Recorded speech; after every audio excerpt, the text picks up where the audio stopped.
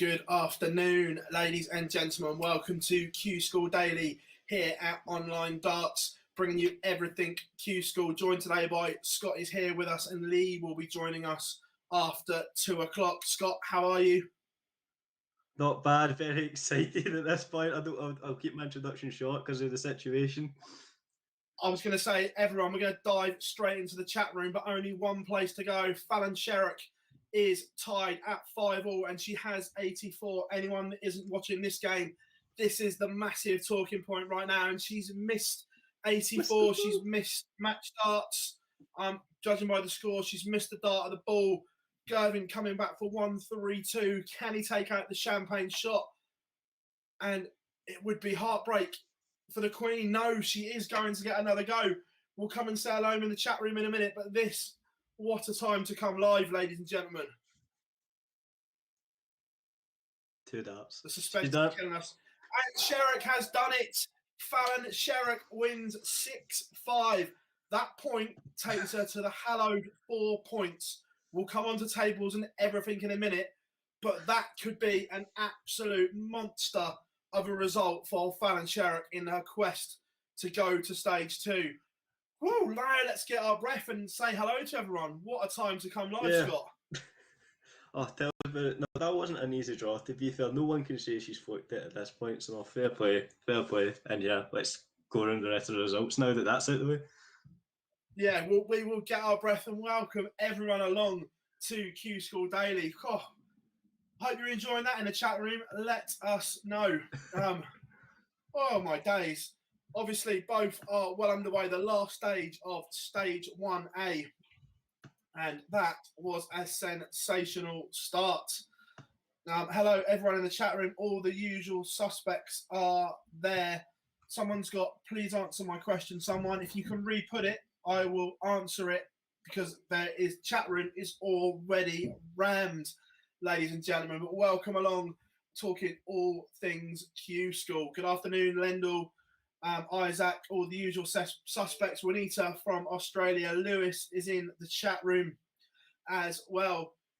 Right, stories. Let's start with Europe. We'll come on to Fallon in a minute. Let's start with Europe because that started an hour before the UK, Scott, and Raymond van Barneveld is doing bits and bobs again. To be fair, at this point, it's basically just a free Barney exhibition for everybody that's at Q School at this point, and no pressure on him. You just get to watch him 100+ in a good mood, and this will be the one he wins, I think. So yeah, he's the star, and he knows it, whether you like him or not. He's the star of the day. Yeah, like we say, he's already got enough points on the order of merit. It's a day under his belt, but he is there or thereabouts. Just beaten Aldecante 6-3 with 102 average. So again, another good day for Barney.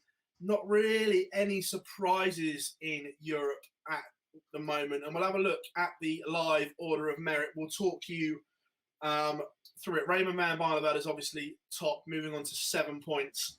I think the cut-off in Europe, well, darts rankings here, anyone that's not telling us, there is 30 places that are safe.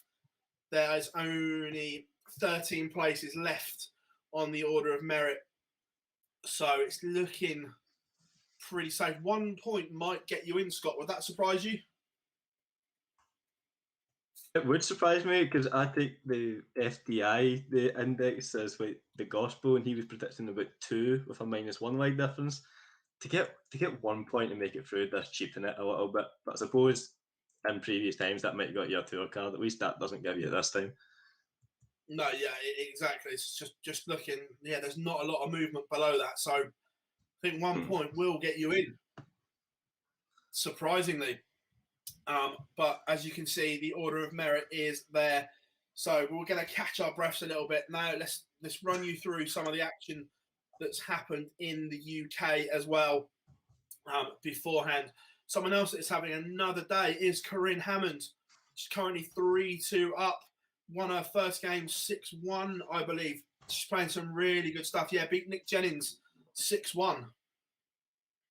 I could not believe that. To no offence, I expected big things before Q School, and then I looked up. She won 6-0 with a 67 average, and then get beat with a 78.5 average. Like, there was nothing special. So this performance today, Fair play. I did not expect this at all. Yeah, Aaron Monk winning a last leg decider. But one huge result from the last 1-2-8 was Hopai Puhau beating Adam Smith-Neal 6-4. And the New Zealander was behind in that. He needs points today, Scott. Absolutely. He had one good run. I think it was on day one and then crashed out. But yesterday's performance, I think, was just put him really in the mud. So, not fair play. He's such a yo-yo player. He's averaged 75 in one game and then 95 in another. It's just, you see that with so many of the boys. But no, fair play. This is D-Day. Yeah, just going to look on the Q score with America. So that win for Hopai puts him into the hallowed 36 on 3 points. But there are people below. There are a lot of people below him still in and still having good runs. So this is far from done today in the UK. The Order of Merit is a lot more tricky. There's going to be more changes in this one than there is the European one, I feel, Scott. No, absolutely. 1 point. Come on, 1 point. Me and you could get 1 point and squeeze through if we were on a good day. So yeah, UK 100% is still the main one to go to. Well, on the UK one, Wes Newton, 3 points isn't inside. He's a 37 and he's out for the day. So 3 points isn't enough there, that's for sure. But the top 13 are already secure, and obviously some of them are still playing and in today. So they could obviously lose their Order of Merit place and go down. So it's not all doom and gloom for Wes Newton, perhaps. He needs a little bit of luck, could do with maybe 4 of the top 13 winning the day outright. But we've gone through that before we go and look at some results. Say hello in the chat room. And of course, welcome to Online Darts. If you haven't yet, please subscribe to the channel. Come and say hello. Turn notifications on. We are the only people streaming every day of Q Score for you like this, so you don't need to go anywhere else. Someone in the chat room has just said Cameron Menzies is in big trouble. Again, we're just catching up with things, so let's have a look. Yeah, they mismatched darts, I believe, in the last round, and now he's sort of wavering in the lower ends of the 36. Yeah, that count-out could be so pivotal and critical to Cameron Menzies on his day. An absolute talent. Yep. But on his day, an absolute madman. He does himself no favours. No, 100%. Thank you very much, Isaac. He's loving it. Hello, lads. Chat room is buzzing again, as always. We'd be pleased to know as well, we've been doing some fiddling around with timings and everything. The final stage of Q School, Stage 2, we will be on air from 11 o'clock every day, covering it from the very first start. We had to juggle some bits and bobs around, but we are there. Someone's put Menzies misses out. Quite possibly. I think if it's not official, it's sort of penciled in. Yeah, so Menzies lost 6-5. He's in the 36 at the moment, but is going to need a little bit of luck if, I'll tell you what, one more point from that fateful Monday may have done the Scotsman in. Lendl in the chat room, PB, someone won with a 42 average today. Yes, I did see it. Does that change your mind about going to Q School? It'd be all right if I could get 3 or 4 draws like that. I might be all right, but knowing my luck, you'd go and you'd run into everyone. I've seen that with the German. Yeah, final stage is 4 days, I believe. 2 lots of 3, and then a 4-day block for stage 2.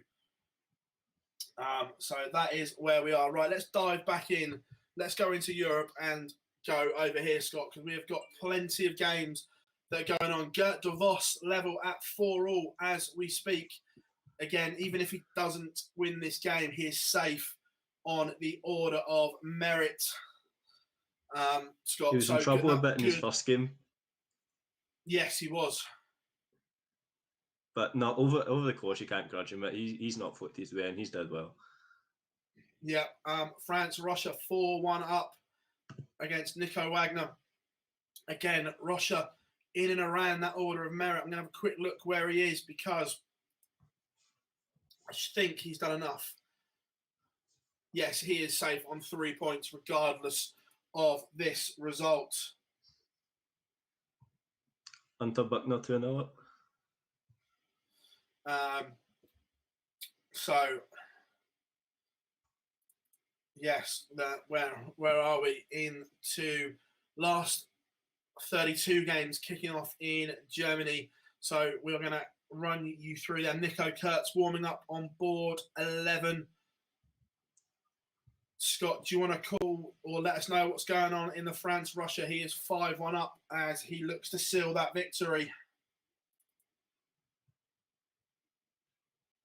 Yep, 2 seconds. Not that one.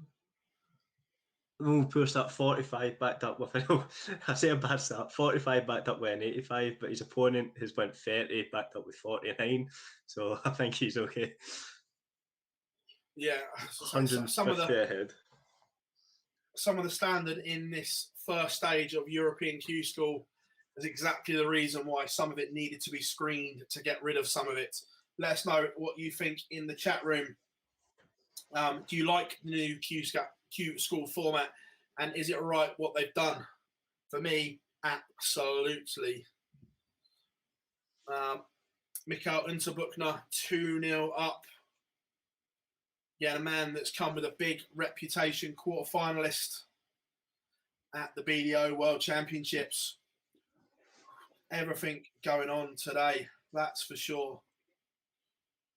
But any questions, again, get them in the chat room for us. We will happily answer everything. I'm just going to share some links on social media so everyone knows that we are live. Looks like Francis just missed a match start at double 10, but he's coming back. The boys miles behind. They should have it wrapped up in these 3 darts. Just waiting for it. Oh, no, missed. He's on double 5, but the boy is still miles away. His opponent is only averaging 65, which is not terrible for the standard, but still nowhere near needed to beat Francis. Yeah, Van der Winkel 3-all with Philippe van der Glass. Oh, he's busted. Oh, he's blown it. I think he's blown this leg. His opponent's now got 3 darts at tops to break. Maybe it's not all done. No, it is. He's missed all 3 outside. We're coming back again. Oh, at Q School. There we go. New Q School format allows card numbers. Bit of experience, It's yes. Done. 6-1.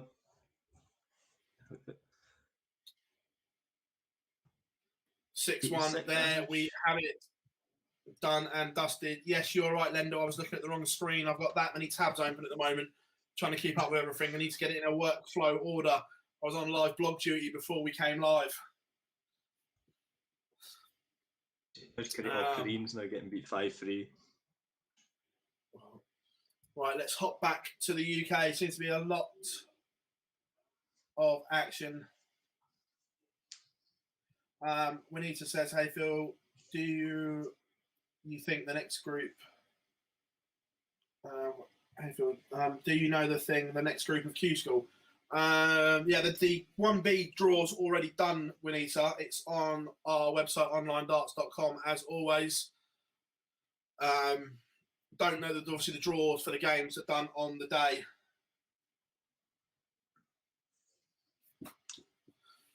So, right, going back into the UK, here we are. Gordon Mathers 3-0 up on Paul Mitchell.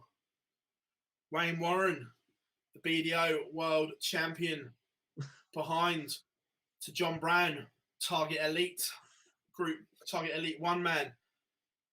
Again, Wayne needs points on the board after a disappointing first day. I just want to say Kevin Pento's doing really well. He's averaging 99 and beating Alan Turner 4-0. He's got darts for 5 now. Big day for Kevin. He's performed. Former Players Championship winner. Again, it is a huge day for Kevin Painter. Liam Meek 5-2 up on David Ladley. Dan Reed 3-1 up. Again, Matt Paget, a man we've seen on tour before, 2-0 up, all to play for here. You can see the pressure's on as well today. Last chance for this group of players. Nothing can be won, but everything can be lost. Exactly that is the thing. You can't win your tour card right now, but you can certainly lose it. I'm just going to hop into the chat room.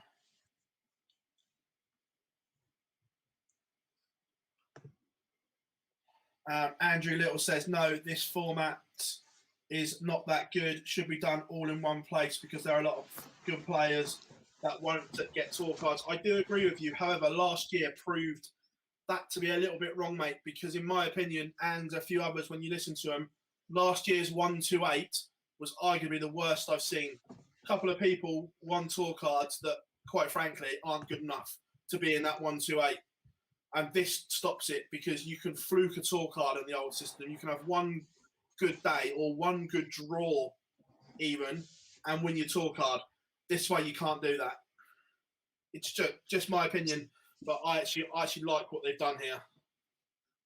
See, that's the point. In the old system, like perhaps Q School was more fun, that you get like the average guy getting a tour card, and that's a great story for a week.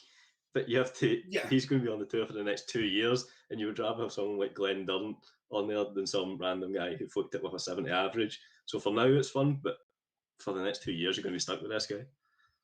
Yeah, and everyone says this fun thing. Like, look, I might be being a bit of a screwed here, but I don't mind this. You're going there to get a professional tour card, not have a day out. That's the way I look at it.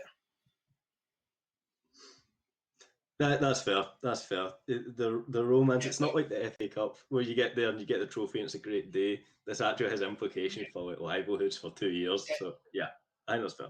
Exactly. I saw on Twitter some people moaning at the hotel costs for Q School. It's like, hang on a minute. If you're moaning at the hotel costs, what are you going to do if you get a card? Because they're all in places like this. So if you can't afford to do Q School, you can't afford to do the tour. Big day. So yes, that's just my humble opinion. Lithuanian guy got through, Barauskas, is it? Another guy, Barauskas. Yeah, World Cup partner Wayne Warren now 5-3 down to John Brown. We've got it all to do. I'm going to hop over and open this up. Wayne Warren, the door is open for a break back here potentially against John Brown. Leaves tops after 12 with John Brown not on a finish. So can the BDO world champion get us back and get this break back? But even if he does, he will have to break the John Brown throw again to go through. No score. So John Brown looking at 137 for a big scalp here. Kevin Painter 6-0 in the middle of that, just so you know, he's through it. Kevin Painter goes through. John Brown doesn't take, so Wayne Warren is coming back. Takes it in two, back to 5-4 to John Brown, but Wayne Warren is throwing first. I'm going to stay with this one while Scott takes you through anything that is going on across the boards. No big surprises that I can see right now, to be honest. Gordon Mathers is up 4-1, but you'd expect that he needs a big day. I looked at Gordon Mathers actually. 90 average and 84, it's not bad standard. Warren on throw has had a mare, started 43. John Brown steps in with 1-3-1. So, big opportunity for the young man. Can he back that score up? And he does against the dark. Starts 1-3-1, 140. Brilliant from John Brown. Wayne Warren needs some big scores. He's got one. Comes back with a 140, but in context, that may not be enough. Not John Brown, 90 after 9 on against the throw. Brilliant from John Brown. What has Wayne Warren got? Not enough. Only 81 to leave 137. John Brand, match starts incoming to beat the world champion.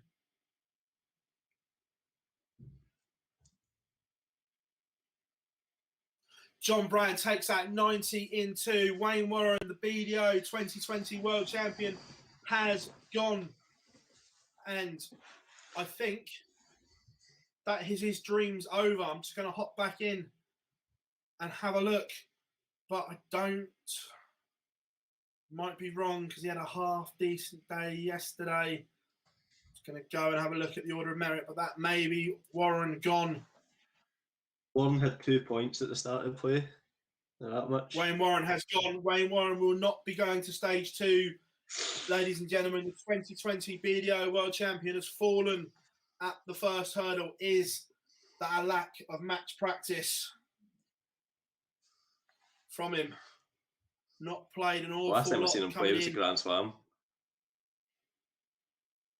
Yeah, and again, with the other results, Kevin Painter moves to 3 points. Cameron Menzies down to 37 and out of the potential order of merit. James Richardson's 4-2 down as well. Another mad guy. Big days for James Richardson. Currently on 2 points. Needs a couple more victories.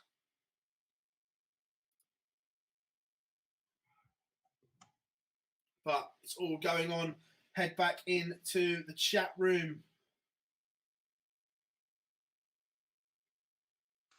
Steve Fine, 3 each. He was 3-1 down. He needs he's got no points, which absolutely shocked me at this point. But he's fought back for 3 each to try and get any points for this.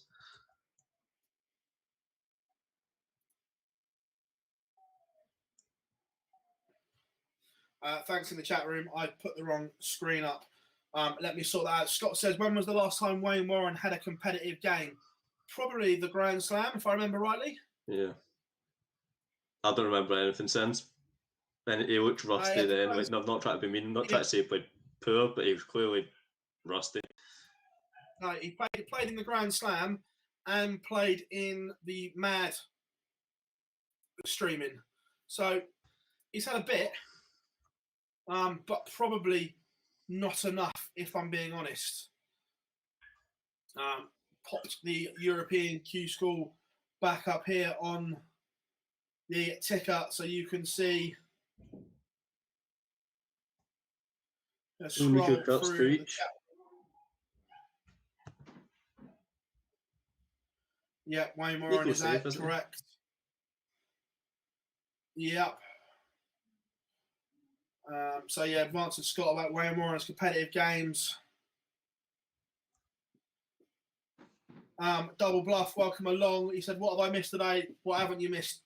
Come on live for the Fallon Sherrick deciding leg.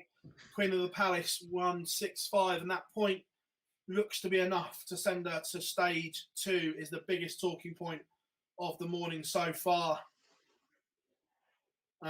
Wayne Warren just crashed out, beaten by John Brand.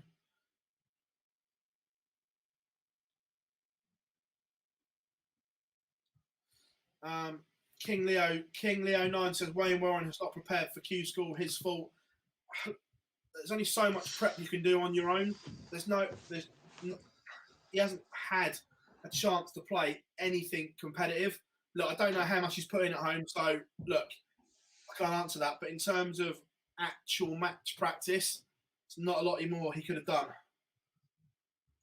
Yeah, I think that's a bit harsh, to be honest. Like, there's not really been any opportunities for him to go for it unless you want to do it online, which is nothing like this. So I'll cut everybody a bit of slack who doesn't make it this time. Yeah.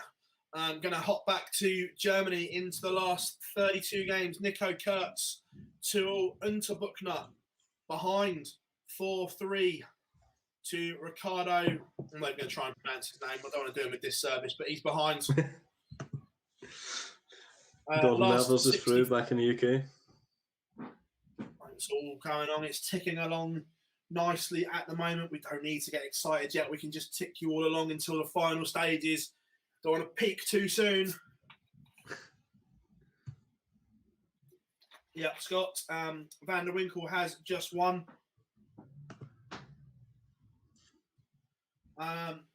Question here, Phil, does Smithy still play He was until COVID, but obviously there's not been anything that he can kind of play in. But he was until COVID. He was still playing around all the local comps and local league in Swindon area, still playing some Super League. Was Smithy? Yes, mate. I'm not talking about Michael. Good old Dennis.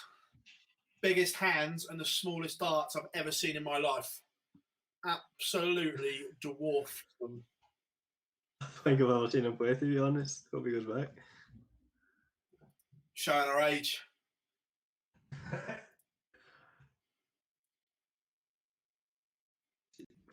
No real surprises here in the UK at this point. I suppose Hunter Buckner's the biggest story. Now he's just made it 4 each. Hunter Buckner's back at 4 each.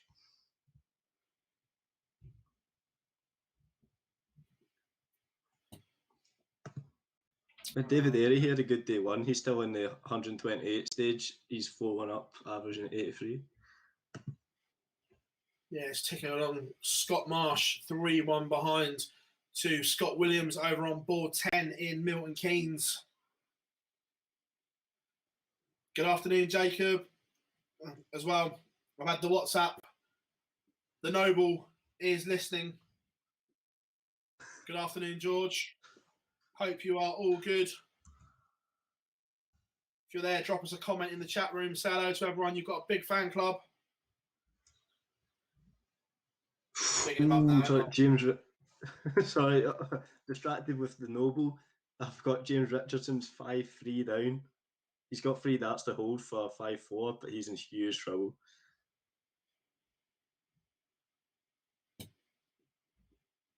Steve Hine behind as well, the Muffin Man. Things to do. Ryan Hogarth, 3-1 up, going about his business. I tell you, this is a surprising one for me. I thought Reece Hayden 4-0 down to Ben Hazel. Yeah, no, I'm with that. All right, I didn't know Ben that. not had the best of 2 days.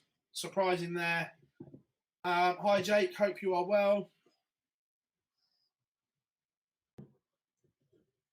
Daniel, no, Wes Newton has not qualified for stage 2. Unfortunately, didn't do enough and lost early doors today. I feel a bit sorry for Wes. His averages were quite good. Oh, what's up, Phil? George has just given me a pronunciational lesson on WhatsApp. I was going to call him Rui Patricio, like the Wolves goalkeeper, but I didn't want to do him a disservice.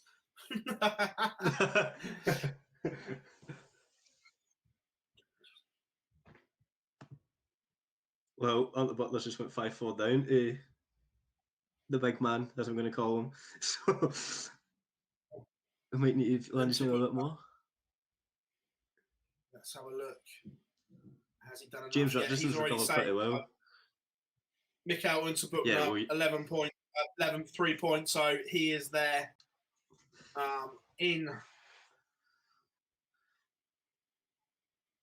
If you're saying that 1 point qualifies you, or 1 point could qualify, surely all these boys at the round of 32 or the 16 should be fine. Yeah, obviously we've got darts ranking up like most of you have as well. Craig says, do you think Cabby will ever be back? Expected him to be a top 10 Premier League player by now. Look.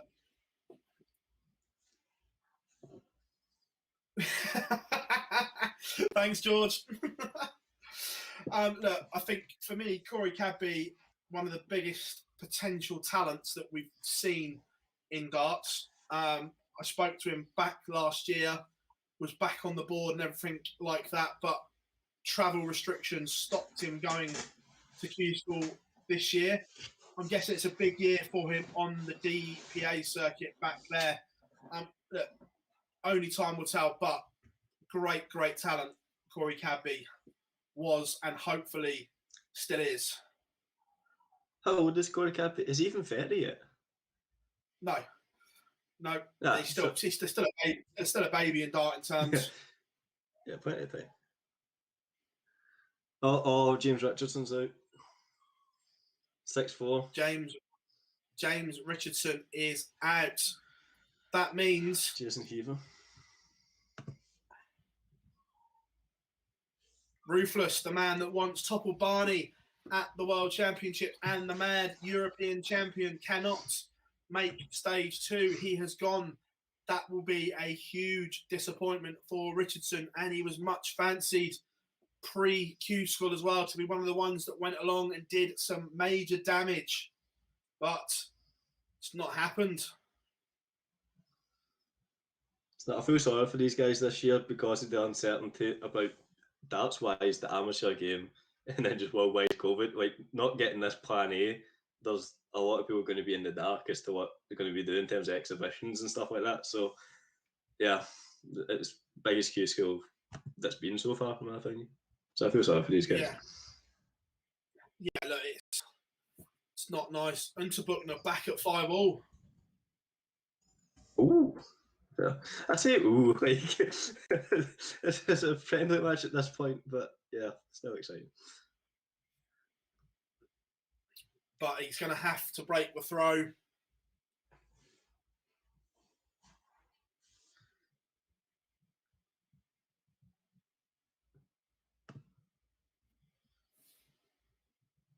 Trying to Steve Fine, he's 4-5 down. Against Ricardo Petresco. There you go. Cheers, George. You broke it down for me. Well, that's what I'm going with. Right. Okay. Listen, if Noble says it, then it's good enough for me. That's what the Noble said, and we don't want to be getting the Noble finger wagging like we've seen on the Euro Tour before. The infamous George Noble finger wagging.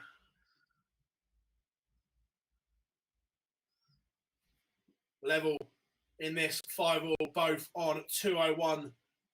Potentially a 6-dart shootout.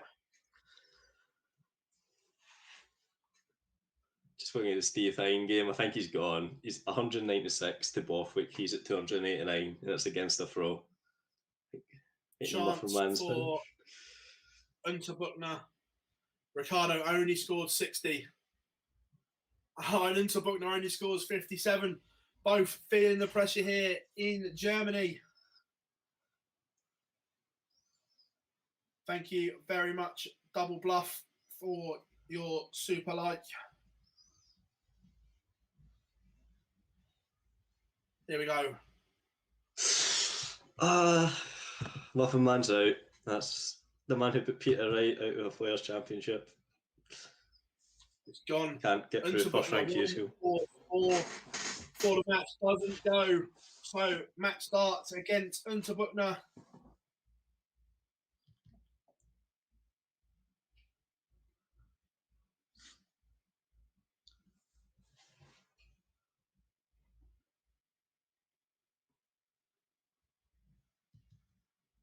Suspense is killing me. And Ricardo Petresco has done the job. Michael Unterbuchner is out, beaten 6-5, but has done enough on the order of merit. Just going to have a look. The WhatsApp group has pinged, so I'm just going to look at the information. We believe that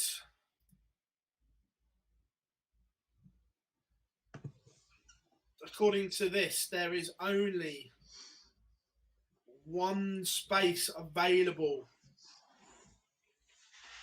In European? Yes. There is only one space available.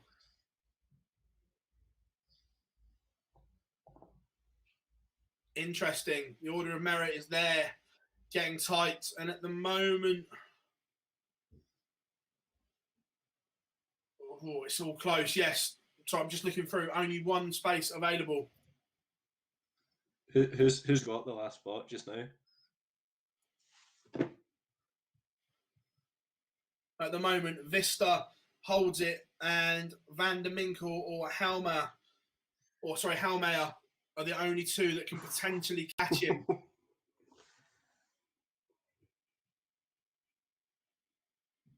I'll keep an eye on that.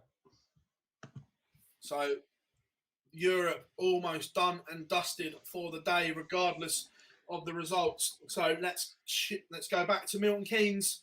Chris Quantock 5-1 up in the last 64. The boy resetting 5-2 down. It's not looking good. No. Tony Newell 1-1 with Kevin Painter. Again, keep all those questions coming into the chat room, everyone. We'll run you through anything you need to know.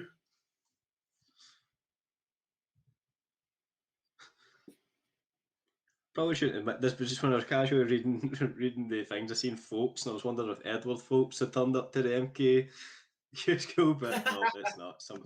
That's a good point. It's English. A good point, then, mate. My bad. In Europe, four of these will drop off this order of merit because they'll win tour cards today. So there may be some hope for the ones just outside. This is well English clever, I don't know. Yeah, so we just have darts rankings up, looking at the bottom end of the ranking. I was thinking that this morning, actually, of all the people who have like 0 points so far, I felt like someone was going to get a good run and going to make it to like the semi-finals and squeak through. But yeah, I think that was more on hope than anything else.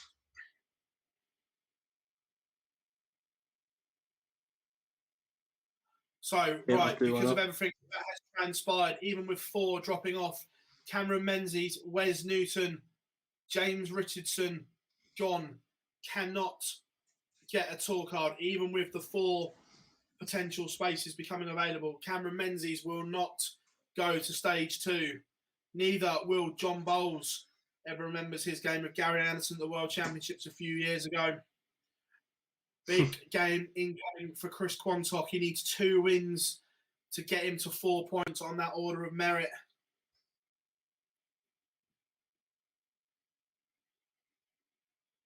He got it, didn't he? Results finished, yeah. 6-1. Yep, 6-1. He just went 96 average, by the way. Keeps that up, that'll be more than enough. Again, big game on board 8, warming up in Milton Keynes. Hopar Puha against Dave Prins. Again, doing bits. Aaron Monk warming up on board 4.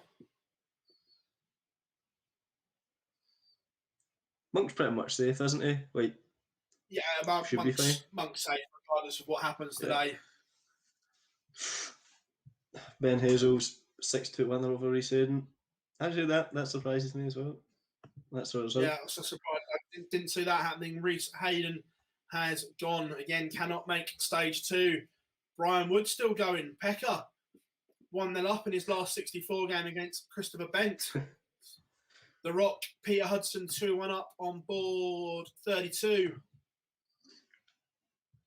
I've been really impressed with Hudson over these 3 days. I think it's been a solid game all the way through. Yeah, 100%. Look, we've seen him on the Pro Tour play some great stuff. We've seen him on the Euro Tour do some great stuff.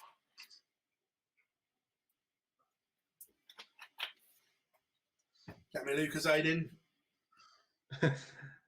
So it's another obvious name. Keep the phones up. Yeah, it's a long day. Just Kevin Painter. He's averaging 99. I was watching his first round game and he hit the second leg. I'm sure it was an 11 data. I think he backed it up with a 14, and then he's just dropped off the face of the earth. If Kevin can do it in these spots, I think he's guaranteed one. He's 3-1 up on you. Yeah, 100%. Let's go back into the chat room. Matt Hind, must win for Hooper. Yeah, 100%. Absolute must win. Thank you for all the comments as well. Chat room, absolutely buzzing here, lads. Trying to keep up with everything. Great stuff. Nico Kurtz 165. Don't know if you mentioned that result. I think that's just in. Nico Kurtz going around his business. The much fancy to get a tour card, Nico Kurtz.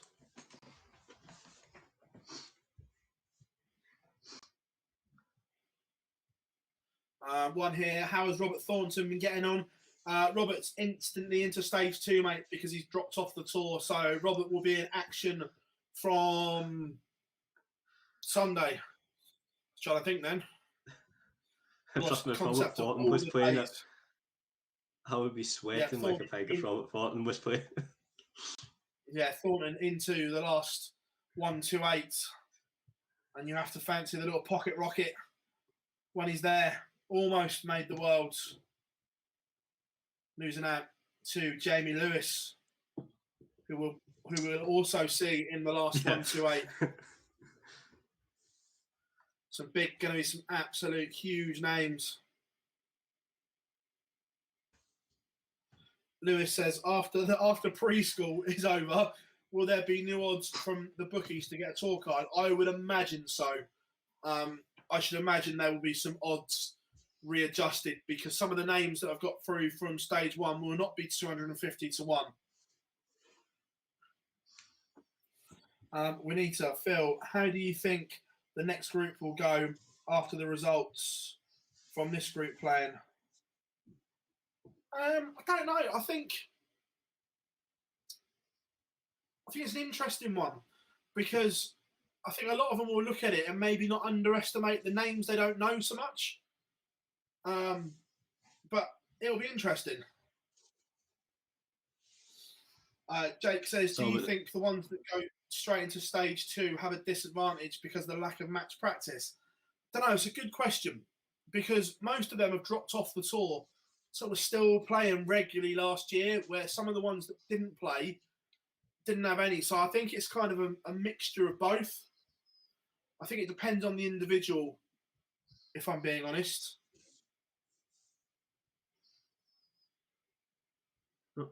So, Phil, see the two guys you said were in contention for the European spot? Was it Van der Winkel and Holtmeier? Yeah, they play each other, don't they? That's what you just said. Yeah, they're head-to-head right now. First leg. They play each other. So that's an interesting one. Going to go back to Milton Keynes, keeping you up to date. Board 32, Peter Hudson now 4-1 up on Matt Jackson. Brian Woods back to 1-1 on board 2 with Christopher Bent. Luke Hardy 3-0 up on Craig Searle on board 16. And the artist pinned back to 3-2 on board 28 against Tony Newell. Sam very relaxed with Kevin Painter here, but Painter only on 3 points. Yeah, if he wins this one, that puts him to the hallowed 4. Ooh. It's like Premier League football, isn't it? Can you get to 40 points? Yeah, exactly. That's exactly what it is. Start of the season, right? Plot your way to 40 points and you're safe. Here, it's plot your way to 4 points. Question in the chat room. Nico Kurtz won. Yes, he did. Joe Call, he won 6-5, averaging 92 and a bit from the young German.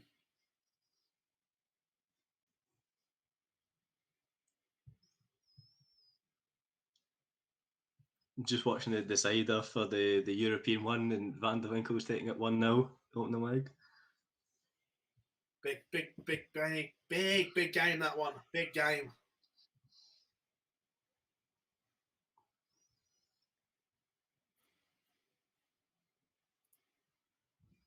Let's get the UK order of merit up.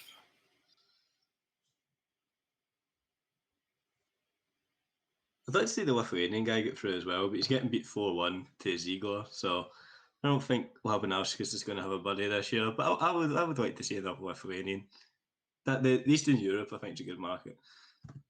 Yeah, look, I think we'll see more and more come through.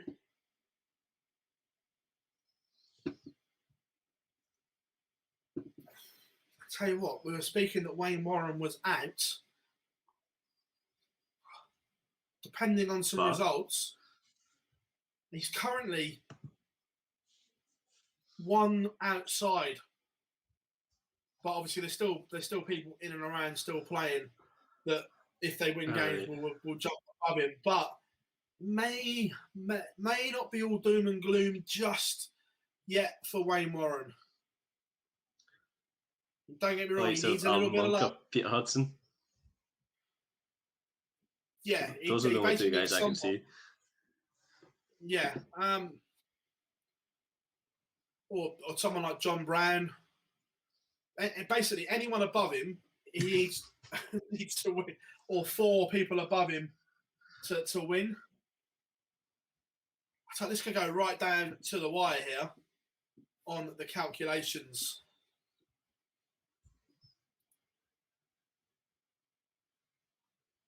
whilst you're checking on Europe, I'm going to hop back and look at some of the UK ones. Hopa Puha 1-0 up on Dave Prins on board 8. Must win for the New Zealand World Cup star.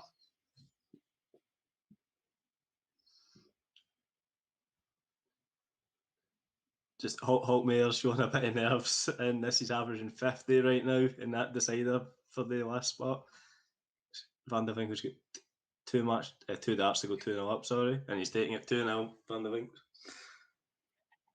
Jim McEwen 1-0 up against Aaron Monk.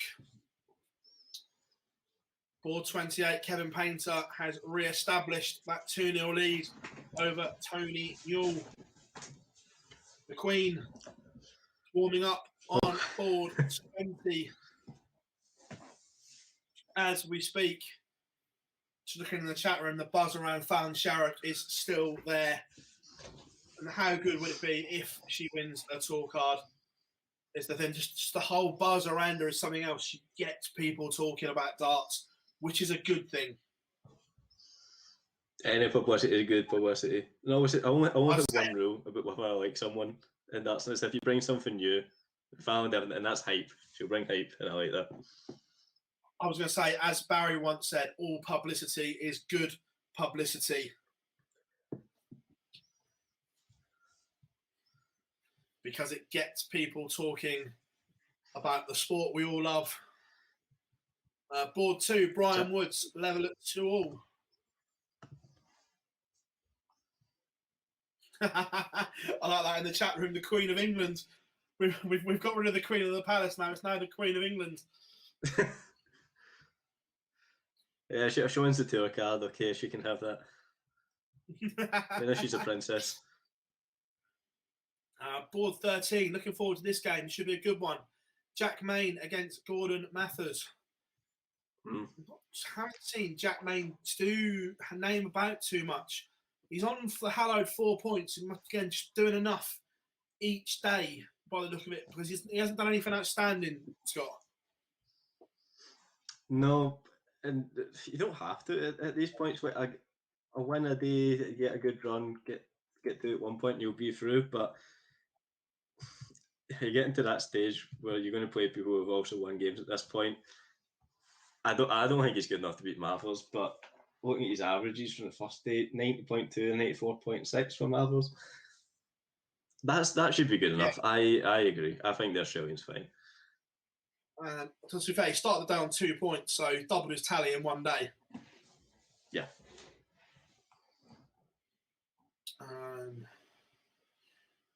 Again, if Hopai wins this game, this puts him to 4 points as well. Is he one each? 2-1 up.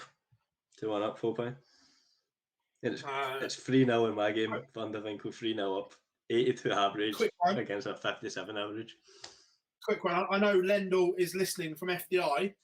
Do you think, quick question, if you can answer for us, mate, do you think someone could miss out on 4 points? Do you think we could be looking at count back and leg difference?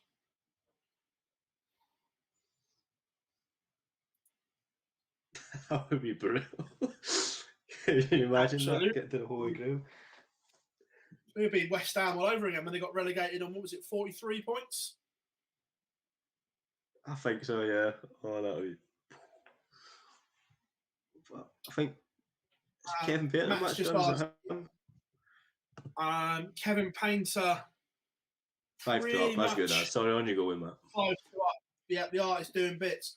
So Matt asks in the chat room, is 4 points enough? The prediction was 4, but looking at it, 4 will...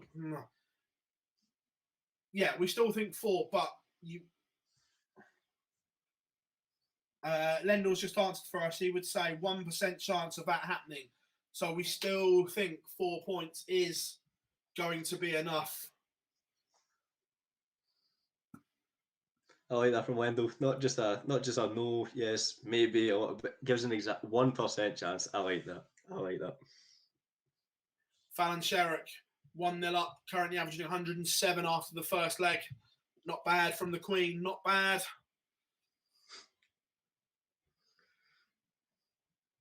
Painters for it. 6 Actually, foot. the artist, Kevin Painter, is on the charge. Could we be having a riot on tour again next year? The only problem is, I think, I might be wrong, but hasn't Callum Ridds nicked his walk-on song as he wasn't on tour? I know his nickname's obviously the Riot. Did he use it? No, he didn't. Callum Ridds used "Take Me Out" by Franz Ferdinand. He didn't use "Predict a Riot" because I'm sure I remember thinking that. Yeah. Which makes no sense, but neither does the fact that Mentor Suljevic still simply the best off of Steve West, so we'll leave that. Just looking at the stats as well, Kevin Painter, 6'2", again, fairly convincing from the artist. Again, decent last leg, 15 darts, 61, 40 time, 1, 2, 3, 78 in 3 for Kevin Painter. And it looks like he's going to be extending his stay in Milton Keynes.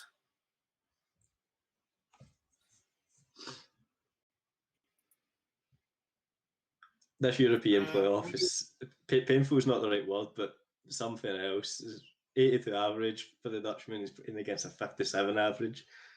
The highest score in the league is 79 and the lowest is 13. That's painful. Again, big one there. Dan Reed coming from 5-3 down to win the last 3 legs, to win 6-3. The man from Newbury practices with Luke Humphreys, doing bits. Is it going to be enough? Again, just have a quick look at the order of merit to see where Dan is.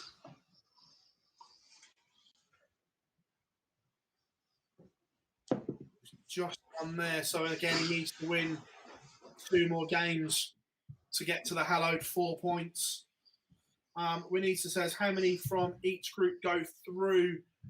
We're going off darts rankings, and 36 from 1A in the UK, and I think it's higher. 44.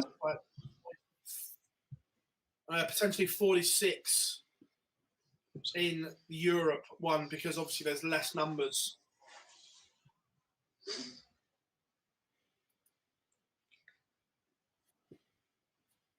Is anybody else in the chat watching this Holtmeier against Van de Winkel game? I feel like I'm the only guy. The guys miss 3, 6, 9, 12, 15 darts for this leg. Wow. This is going all over the place.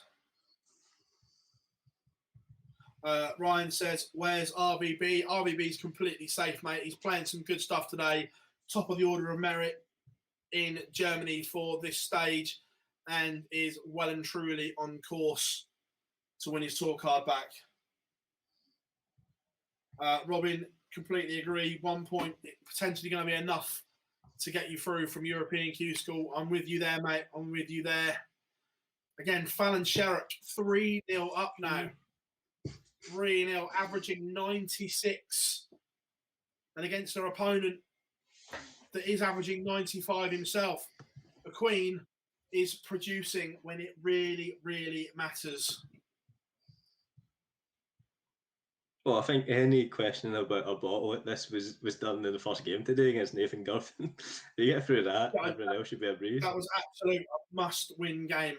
Like we say, and a set-up play to go 5-3 up was outstanding. Back to 5-all, and then she produced a stunning last leg on her throw. Does the Queen. Gert de Vos wins game 6-5. He seems to do that all the time. Played well, but just loses West, gets some brawling in games, but probably wins them anyway. So I've rated that from him. And my Lithuanian friend has came back and is now 4 each. Board 11 in the UK. Ricky Clark 5-0 up against Alex Ball. And board 6. Mike Norton 5-2 up on Roger Crook. Aaron Monk 2-all on board 4. And Brian Woods is now behind on board 2 against Christopher Bent. Trails 5-3. result as it happens on board 16. Luke Hardy 6-1 win over Craig Searle. So it is all going on. Last 32 games in, just starting as well, as Gordon Mathers takes the first leg against Jack Main.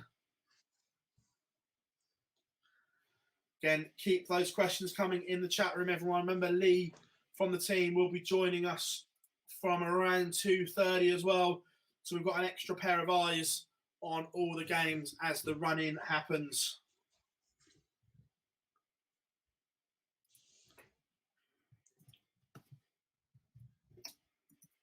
It's 4-0 in that decider. Van der Winkel through. I don't know at what point I give up with this and just accept that you're going to win 6-0.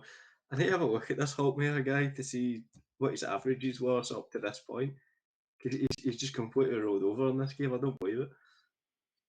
Rolled over and his belly tickled. He really has. Oh, good question, Liam, in the chat room. Without looking, I don't know. He says, who did Gerwin Price beat to win his tour card 7 years ago? Don't know is the honest answer. That's a good question.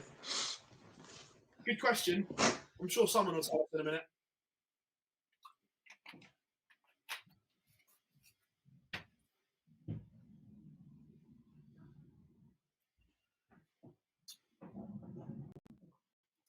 Try and do a quick search. Oh, some here.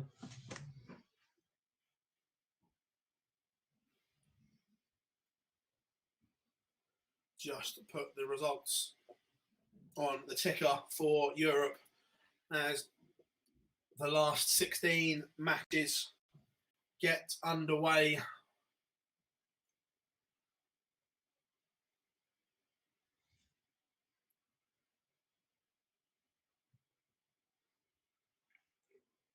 Right, so according to this, of course, the last game, Robbie John Rodriguez is who Gerwin Price beat in the last one. Doug Thompson, John Trembeff, Jay Foreman, Robbie Parker, and Jason Hogg, but the decider was Robbie John Rodriguez. Wonder why Robbie played in this one rather than the European one. Was there only one back in 2014?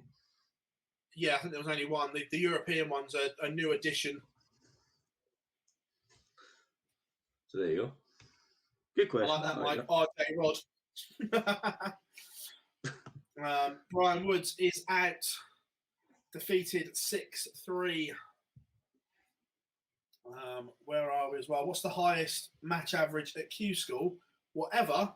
I don't know, but it will be high. This one, we've seen a few over a ton. We've seen Barney 102 today. Mm-hmm. I think that is the highest I've seen. 102.1 for Barney today. Yeah. I think that is it.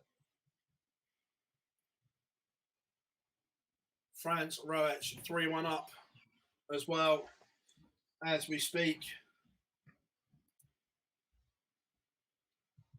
Hopping around, board hopping as it's called if you were there. Hopar Pua 4-3 up now. I'm sorry, 3-2 up on Dave Prins, and Fallon Sherrick leads 4-1 in the last 64. Aaron Monk trails on board 4-3-2.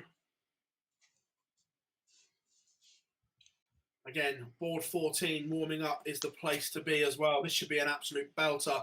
Chris Quantock against the artist, Kevin Painter. Both of these played some good stuff today. So board 14. Jonathan in the chat, is Barney still in? Yes, he is, mate. Looking like $1 million today. He spoke about fatigue a little bit last night, though. Like day 2, I don't know if you've seen it online. He said he ran out of steam in his last game. Yeah. So I don't know if that's going to be an issue in the second stage after like 3 days of action and then coming back and going for it against better players. But I think it does in the world of good being in stage 1A because he gets a break. Yeah, no, I'm agreeing with that. I think Barney having that.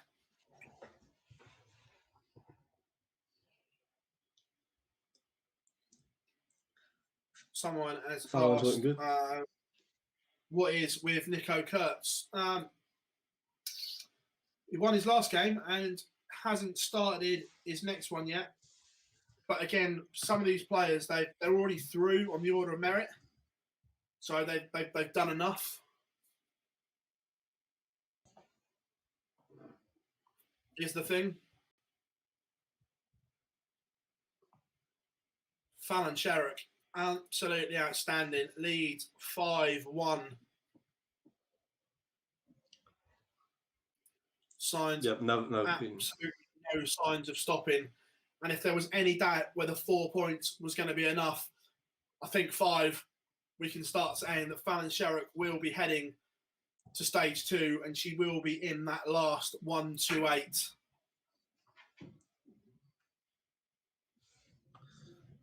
And you certainly I think the European one is done. If there was only one spot available for that guy. But remember, 4 names, 4 will win tour cards today. So there's potentially 4 names coming to the order of merit.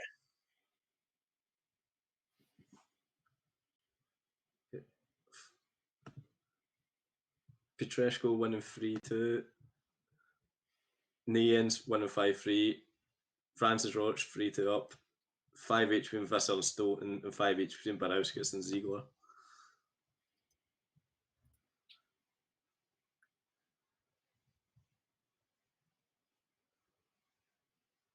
Good way for David Airy, but I don't think Fallon's in too much trouble yet. It's worth 1-2-1 after 9. Oh, the Lithuanian guy won. He's come back. Baghdadis has come back to win 6-5. Oh, man. The Lithuanian dream is still on. Joe asking the chat, can someone explain what's happened in stage 2? Yes, mate. So, stage 2 will be made up of 128 players in Milton Keynes and in Niedernhausen. Each day, the winner outright will win their tour card. So 4 cards can be won on each of them. Then the rest are done from the order of merit. Just the same as Craig says, how do 4 win their cards today? No, 4 names will come off the order of merit and go into stage 2 as winners. So obviously 4 names come out of the order of merit is what we're saying, mate. So 4 names, but pretend if they're already in that top, well, in the European one, it's almost certainly they're going to be.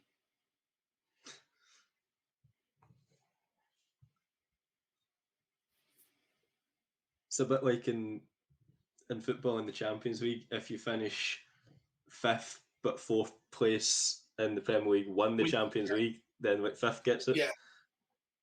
It's that sort of idea. Wesley Placier is warming up against the man Van der Winkel.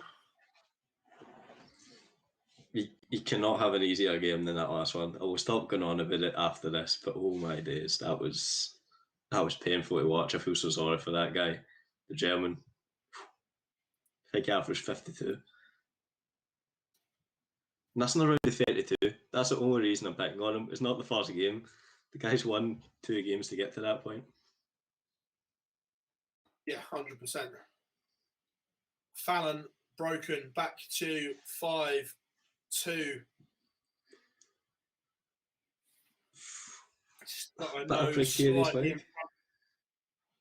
Slightly in front. 116 plays 136 as David Airy sets up top. So can the Queen take out 116 for a 6-2 victory?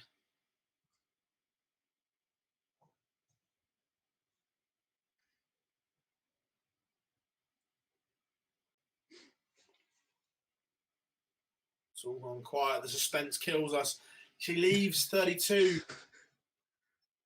So, for a hold of throw and another leg back, can David Airy take out tops? Does in 2. So, 5-3. Fallon Sherrick now throwing for the match again. Just want to say, to leave 32 off at 116, if I'm thinking right, that means you must have missed a big number at some point. Yeah, she scored 84. So so she mucked up somewhere, but anyway, she got enough of a cushion to go for it. Just Gordon Matthews won 6-0 against Jack Main whilst that was going on, and Puha's got a last wig beside her. But I'll go back to Sherrick. Puha won 6-0. There we go. Sherrick, from playing so well, is making a little bit of a pig's ear of this one. Looks like she's going to get broken again. Unless she can find something.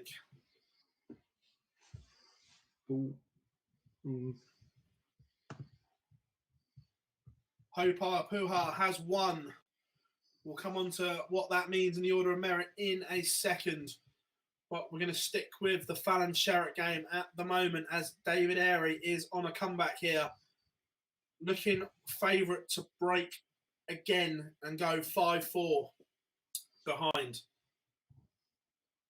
Sherrick leaves 150. Airey on 161.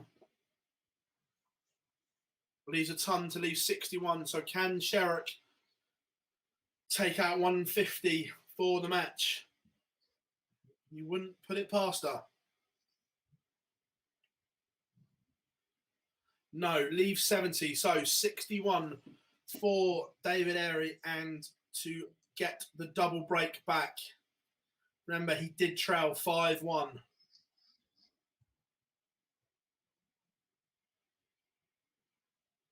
Misses, only scores 21. So Sherrick, 70 for the match. A lifeline or a chance she probably didn't expect.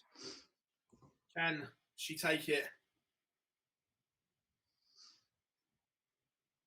Game shot in 2. Queen of the Palace goes through 6-3, 70 in 2 darts.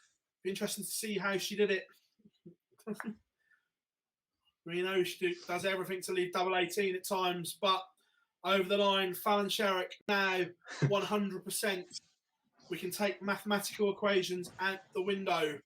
The Queen does it.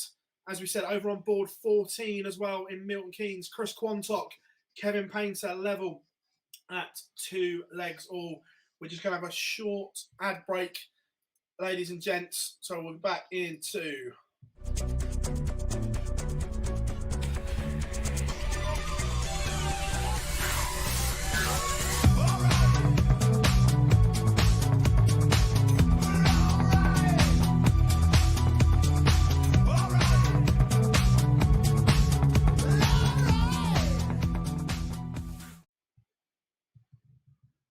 There we have it. Of course, massive thank you to Red Dragon and, of course, MODUS Sports, who are sponsoring our Q School coverage. Plenty of games warming up in Europe. We're going to have a quick look on screen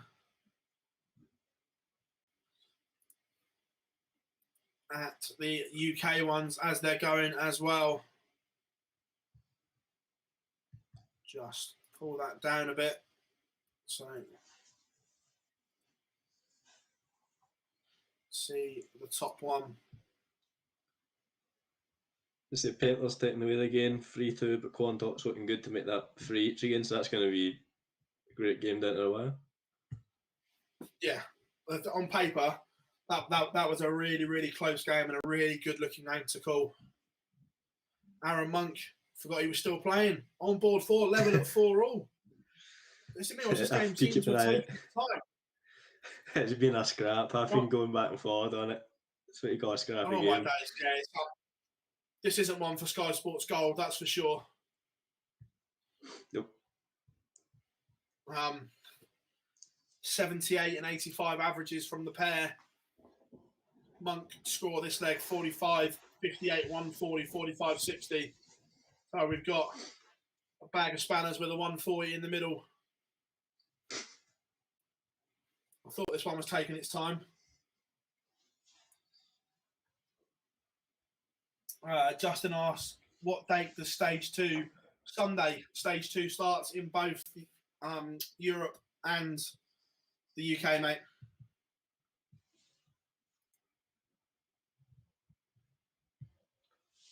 Just say Barney's warming up against my Lithuanian friend. He said previous troubles getting over Lithuanians. I don't know, maybe it's his kryptonite. Board Come back to 24, that. Matt Paget about to go out 5-1 behind. Painter and Quantock level at 3-all. Just going to have a look at the UK order of merit. And that result, Fallon Sherrick moves up to 16th with that win. She's still in on 5 points. So officially, Fallon Sherrick is safe. She will be heading to stage 2. Also, Kevin Painter, regardless of this result, is safe. Kevin Painter, the artist, heading, mate.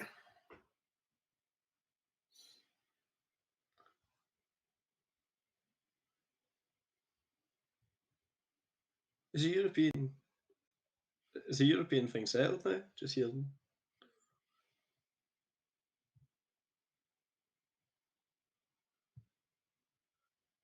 Oh yeah, it must be, Phil.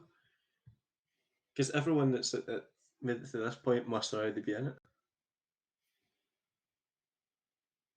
Because if you've made it to this round, then sure you have a couple of points. Yes, just getting Lee ready to come and join us.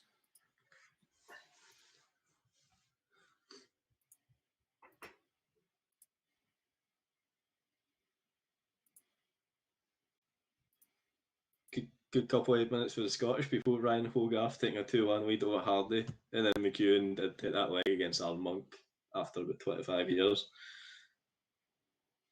It seemed it, didn't it? It was horrendous. It really was, but it's not even that bad a standard a game. It was just a scrap. But yeah, McEwen's looking good in this way. 2 turns and 83 should wrap it up. But yeah, 95 after 12. Solid. There it is. And there we are. Welcome along, Lee, to our coverage. How's it going, mate? Yeah, not bad yourselves. Not too bad, mate. Not too bad. Let me just get the ticker teed up on the. I just need to change some of the graphics. Been following it through the day so far. Up to speed? Yeah, up to speed. Just looking at a few now. We've obviously Newton, Menzies, Fitton, Hines, some big names already out. Looking at matches that are currently on. Potential for Warren to drop out in the next 10 to 15 minutes, depending on Quantock against Painter. Tullerton 5-2 up against Paget. If Tullerton wins, I believe that puts him on 4. So that would only leave one more person to do above Warren, and then Warren would be out. So a lot to happen, and I've just seen that Aaron Month has lost 6-4. Yep.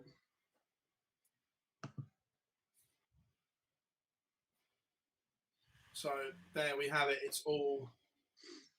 There's a few in that little group there that are sweating on results. For me, the ones just outside, Ryan Hogarth is the one to watch. Currently on 3 points. That's a good shout. He's doing okay. That's why it's good for him, pretty much. Well, I say it was good, but he's 3-1. 3-1 Hogarth. Well, I've just switched over to Tullerton versus Paget. Paget on 2 points, Tullerton on 3. Tullerton's got 108 left to wrap up the game. Paget sitting on 124. Already the anticipation is waiting for Dart to net. And Tullerton takes out 108 to win 6-2. That would then put him on 4 points. So as we heard earlier, I was listening earlier to Lindor saying that 99% chance of 4 points being enough. If that's the case, then Tullerton would also be in that position. Definitely. I'm going across to Quantock and Painter tied at 4-all. Good game, this one. 96 and 92 average, respectively, from both of them. But it is advantage Kevin Painter. Looks favourite to go 5-4 up on throw. Quantock is going to have to find a break of throw from somewhere to keep his dreams alive.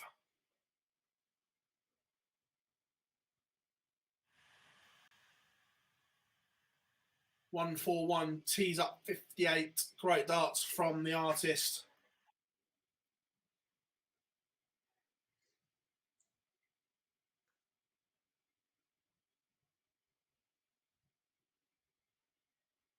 Just switched over to Takes Hodorf out. versus Hardy.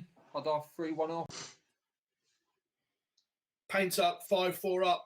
Phil, Quantock sorry. needs to win the last two.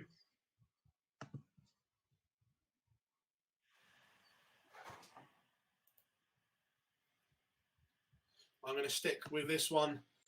And Painter is in the driving seat here.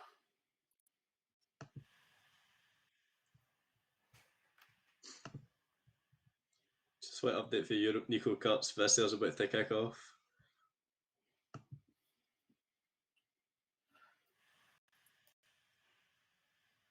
Massively advantage Kevin Painter in a leg against the darts. He started 134, 180, 187 after just 6 starts for the artist.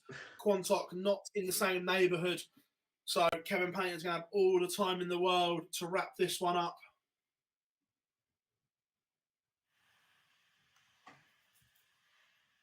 A must-win leg. Quantock's gone off 59, 60, 58. So 127. Can he take out the Paul Hinks?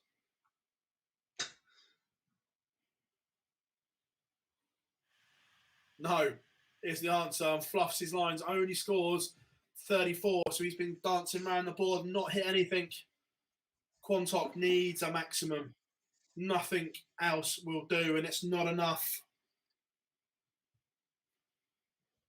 So 93 for Kevin Painter.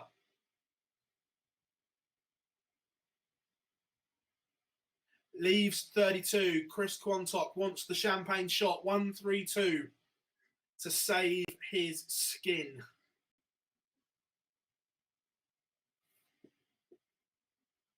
Nope, only 64. So 3 match starts in his hand, looking at double 16 for Kevin Painter.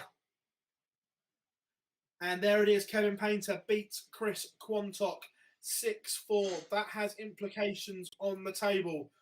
That leaves Chris Quantock sweating his proverbials because he's sat in 34 right now on 3 points. And there are people chasing his backside. You get the feeling that Quantock is going to slip out of that order of merit place. There's going to need someone above him to win. Just how far he drops. Yeah, That guy how are we doing in Europe? could be Peter Hudson. How do you go, bud? Sorry. How do you go, mate? How are we looking in Europe? No, Scott? I was going to say, don't stop. Go on, Lee. No, all I was going to say is looking at Chris Quantock losing 6-4. That for me puts him on +6, winning 29 leads, exactly the same record as Toll Beatty and Wayne Warren. So that would all leave him on the same, all on 3, all towards the top end of that. Ones that are sitting on 3 points. So it's going to be very interesting there and potentially puts Wayne Warren back in the mix of however that falls down. Cool. This could get messy. Let's get your abacus out, boys. Let's get Bevins involved. Come on, Kirk. We need you to sort this one out. Sorry, stop. We're still over to Germany. Yeah, how are we looking, Scott, over in Germany? Decent. Half of the last 16 games have kicked off. The Petrescu against Helling is nearly done. Petrescu looking pretty solid, but 140 then 100 for Helling's putting right back into it. Now the other ones in the early stages, not really much to say other than Barton is on fire as usual. Just looking Barney 1-0 to the good.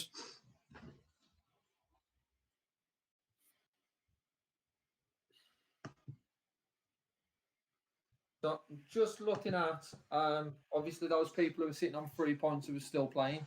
Currently got Jason Heaver versus Ricky Clark. Sitting on 3 points. Jason Heaver is currently 3-0 up. Ryan Hodorf, who is also sitting on 3 points, is beating Luke Hardy 4-2. And then James Bailey, who is on 2 points.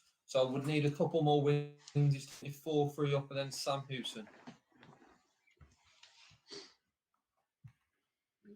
Of course, as well, we've still got on board 4 is also a big game. Hopar Puha 1-1. He really needs to win this one.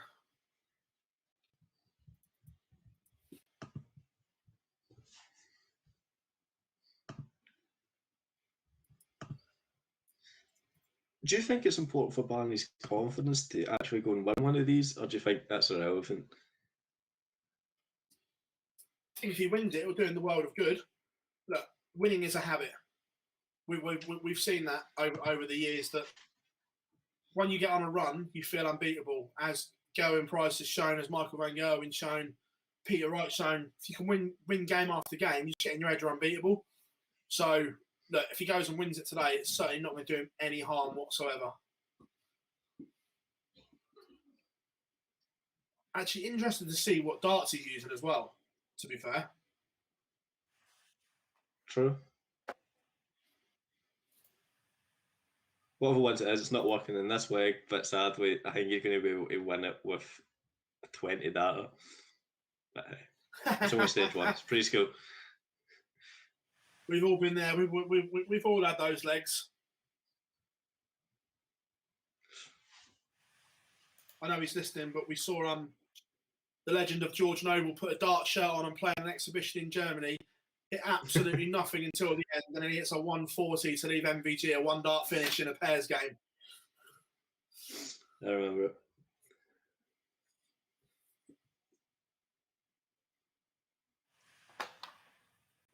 Just update on those people on 3 points. Jason Heaver now is 4-0 up against Ricky Clark, averaging 86.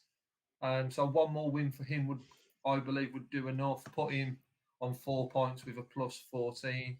James Bailey's just took a 5-3 lead. That win for James Bailey, as I said, would put him on to 3, needing one more win. And Ryan Holdorf is 4-3 up against Luke Hardy. Ryan Holdorf, that one more win would put him on to 4. So I think we're getting around that point now where that 4 points, I believe, will be enough. But we've still got a few names who are left in this around 2 and 3. So it's going to be very close. The Rock, Peter Hudson doing bits, 4-0 up on board 16 as well. 5. Go on, Scott. What you got for us? No, sorry, it's 5 now to the Rock. He's my man. If he wins this, I want some credit. Let's have a look at the averages. He's doing bits here. Averaging 104. 5-0 up, averaging 104 over on board 16. And he started this leg with a 140. So I'll stay here and bring this one home for you to let you know what's going on. But Peter Hudson is a man on the move right now.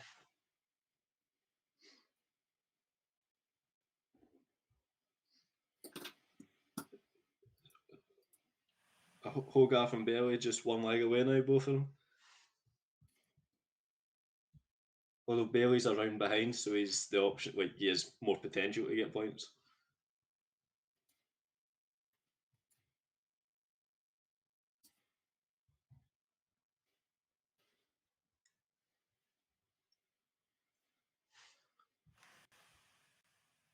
Hudson leaves the fish after 9. What a way to seal it this would be.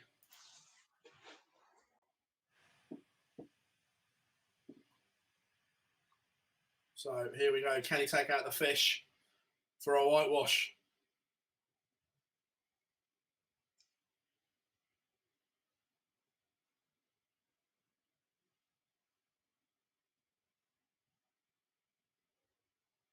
No, is the answer. Scores 82, but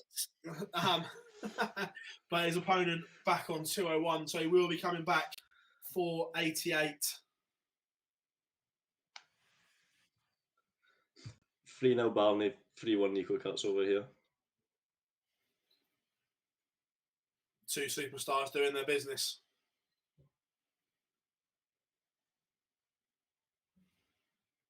Right, Hudson sets up tops. So here we go. Tops for a 6-0 whitewash.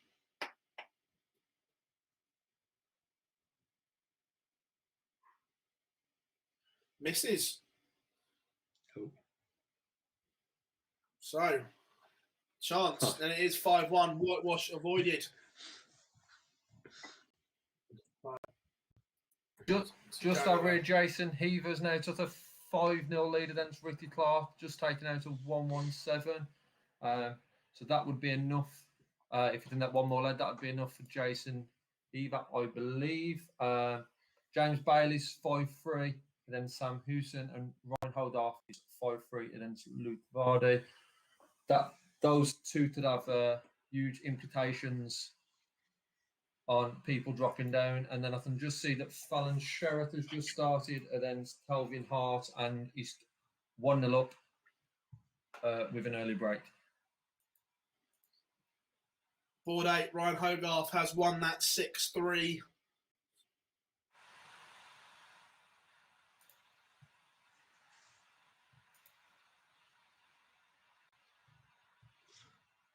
As has James Bailey. James Bailey also wins 6-3. So board 8 and board 18 results there.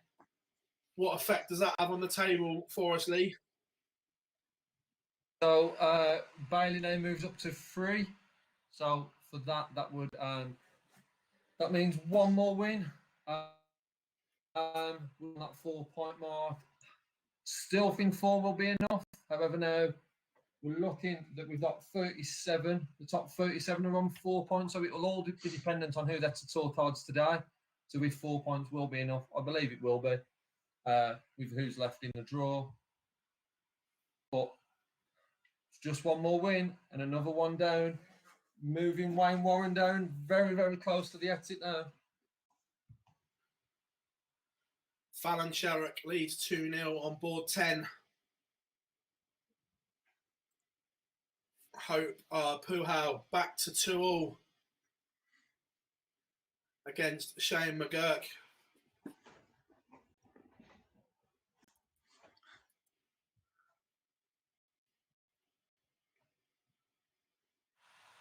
I think that quote from Barney before we started this about, I don't know, some people will average 60 against me because they know who I am. I think we're experiencing that right now.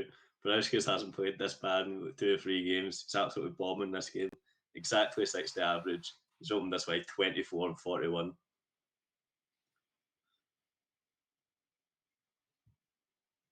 If I saw correctly, Barney's first game, maybe his second today, he come up against someone averaging 51. Yeah, it wasn't great. So I know we spoke about it early on. Yeah, wasn't great.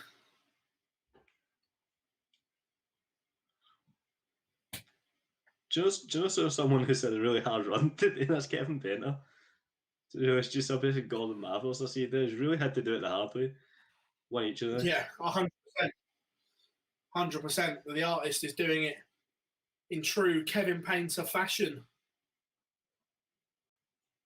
Well, Barney 5-0 up. It's looking like the end of the road for our Lithuanian friend. For now. I think he's earned a couple of points from today, surely. It's just around 16, so I think he got 2 points today. So I think he should be okay. Gets him. To be fair, I think I might get myself an Eastern European passport and have a go next year. Tell you, but I swear I could flick a win.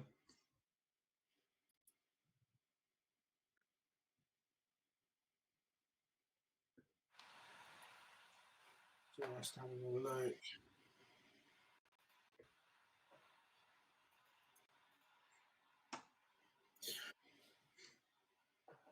Just got a WhatsApp from the Mad Monk himself back in his room, even though he's lost.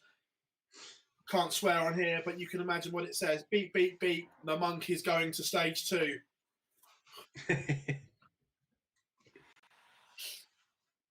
Well done, Aaron. Who is listening to the show? That's how he knows. It's evidence. He's not as if he's had one good run then bombed a couple. Not.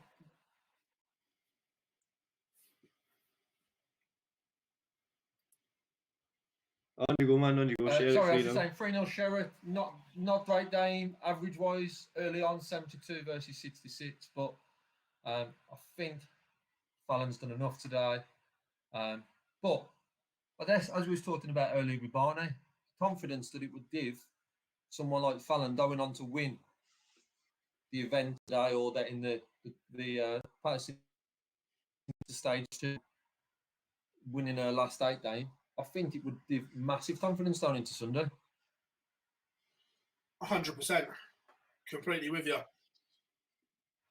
Completely with you. Games in board 9 seems. Board 9, last 2 games. Bailey just warming up. They're slightly behind. As the last of the last 16 games are also there. John Brand against Peter Hudson on board 8. Looking forward to that one. Jason Heavers just beat Clark, and to me, if it wasn't already confirmed, I believe that is then the end of Wayne Warren's run at Q-Stall this week. I think you're right.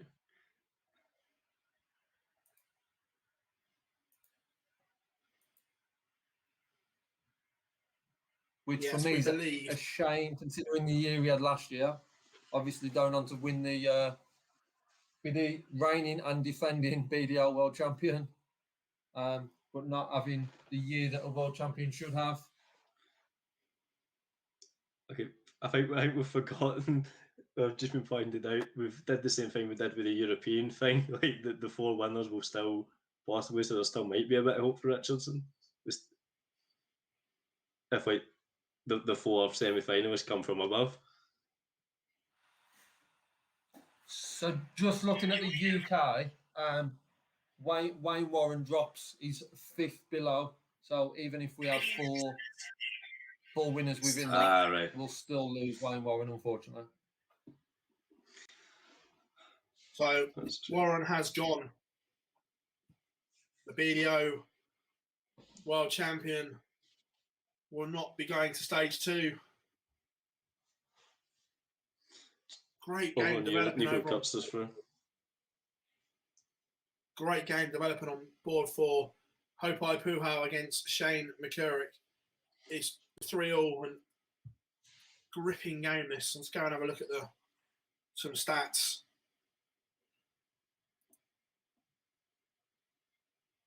Averages aren't the best, but it just looks a gripping game.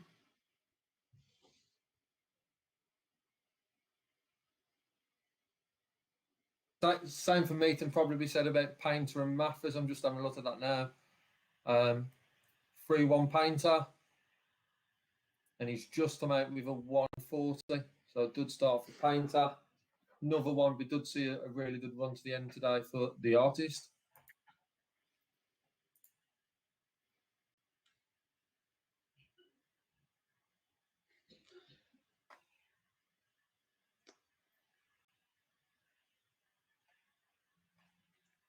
Just waiting for confirmation of Barney's wins. Get 3 match starts, 5-1 up.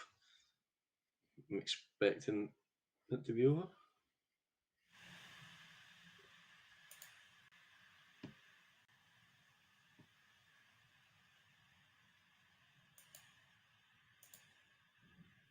What's that on average wise? Stop.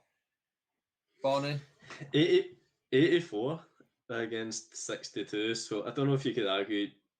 We know Barnacle was interested at the best of times and just switch off. So I suppose if a guy is really not challenging him, he could just be ultra lax. But it seems to be taking an awful long time to hit this double 10. But nothing special in this game, but it's harsh to say that at the end. Oh, he's got it. 6-1.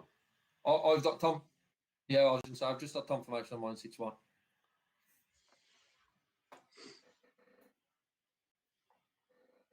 So Shane McCurrick is now 4-3 up. And he's in control of this leg as well. Hopart has got work to do.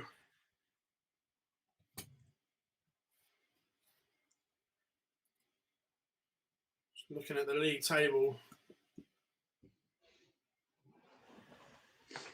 Where is Hope? I believe he's done enough. Phil on 27th position, I believe, at the moment. Just got 25th. Yeah, he's in dark green, so he's done enough.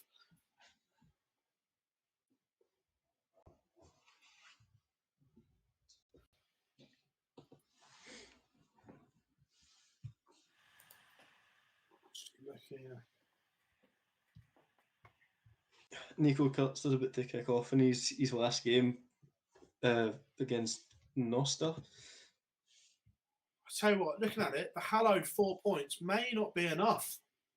Some people might miss out on 4 points. You sure? Do you still think, Phil, even with the, obviously we potentially have 4 winners of today's event in that top 36? 6, yeah. I'm just looking now at who else can get to 4 points and who's playing each other.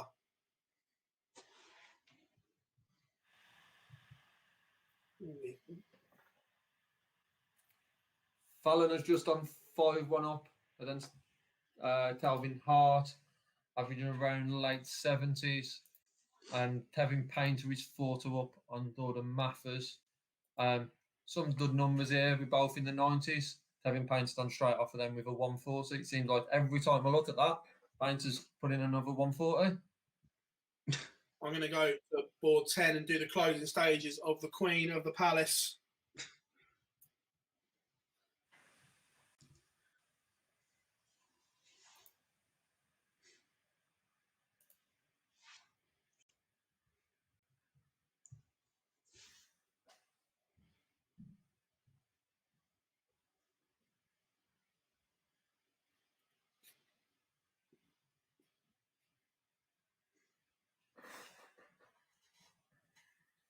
So he led Just 7, out. Tevin Painter looks in control again. So Tootsie, he's on 153 with Mathers on 180 with darts in hand. So expects there at 5-2.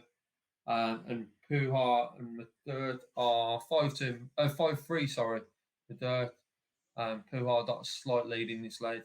Painter's left 54 with Mathers hitting 65 to leave 115.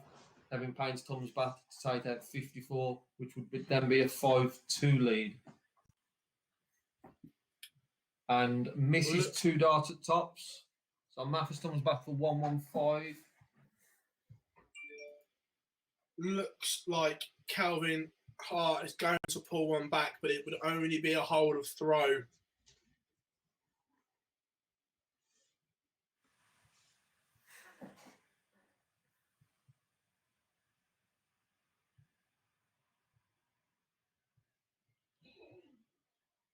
Kevin Painter misses 3 to go 5-2 up.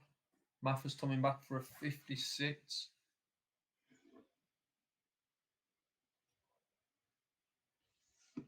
Madert is now coming to the board and with 62 left for a 6-3 win over Puha.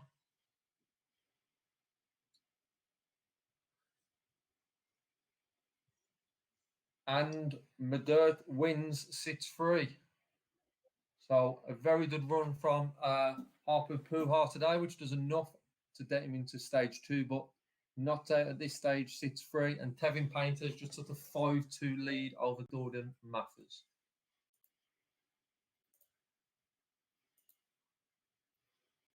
Calvin Hart back to 5-2, but only a hold of throw. So Fallon Sherrick now throwing for a 6-2 win, but hasn't started particularly well. She's done this a few times, just opened the door occasionally when she's been in winning positions.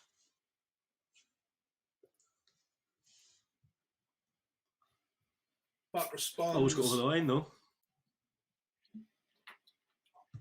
100%. If normally you'd say absolute kahunas of steel, but maybe not appropriate for Fallon.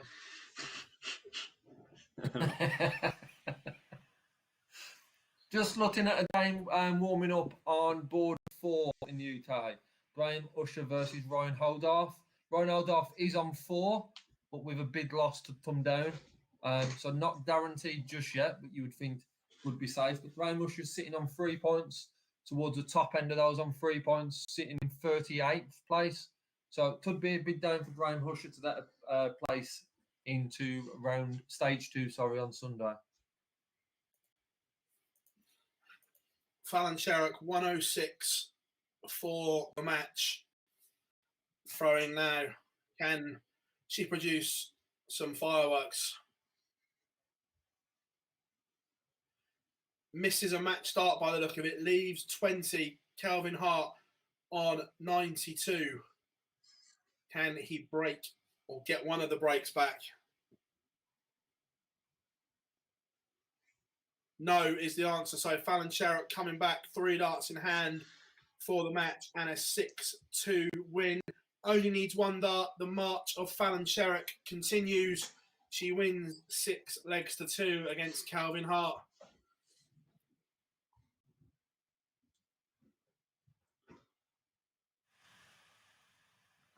Just a quick update for Europe. The 2 of the finals are underway. Nico Kurtz 1-0 up against Noster, and Frances Roach is getting beat 1-0 off of Hilling.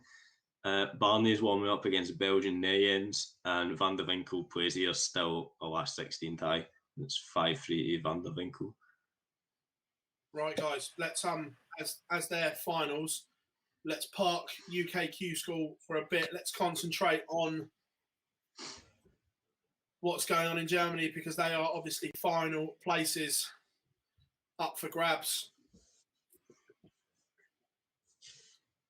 A lot of big names, but all the big guys have come through with Cream rising to the top today.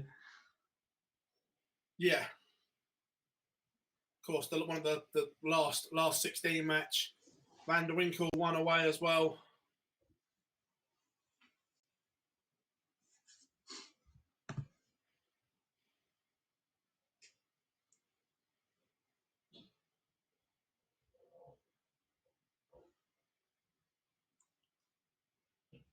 Kevin Payton's still not finished yet.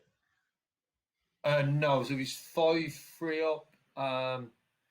But Mathers is coming back now to take 32. If he takes that, that would be a break to throw. And to take it to 5-4, he's missed. Mathers has missed 3, come inside and left 16. In Painter, he's just coming up now for 40, 3 darts in hand.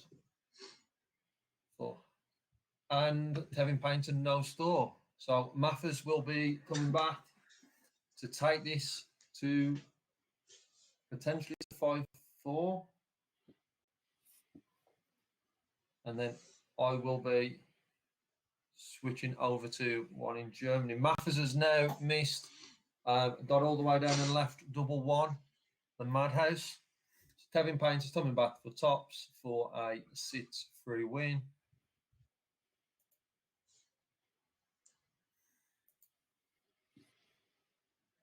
Van der Winkel books his place in the final. Van der Winkel, board 4, will play in the final. Against Gert de Vos. So I'm saying in every game there's a big name. I really like today. To be fair, across the 3 days, Gert de Vos has been brilliant. Really has. So solid. No, I agree. 2-0, Nico. 100%. And again, just quickly before we think, we're not ignoring you in the chat room. We're watching them all come in. It's absolutely amazing work from you all. We're so pleased to have you here with us at Online Darts. If you haven't subscribed yet, we appreciate if you go and subscribe and turn notifications on so you don't miss anything of what happens here from us here at Online Darts. But you guys have been amazing over the first 3 days. Without you, we wouldn't be sat here doing this. And Nico Kurtz leads 2-0.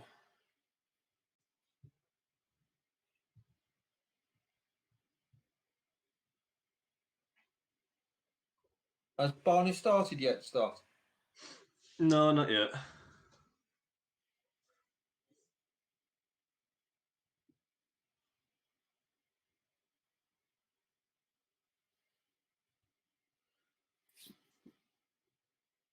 No, as I say that's him off. Right. Perfect time. Simon in the chat room says Barney Kurtz and DeVos have all done well in the 3 days. 100% they have. They've been absolutely superb across the 3 days. And again, it just shows you that no matter what, you can't buy experience, is the thing. They've all played at the highest level at some point, whether it's DeVos in the BDO at Lakeside, Barney, we obviously all know what he's done, and Nico Kurtz, young rising star, especially maybe not at this year's Worlds, but the one before, he was sensational.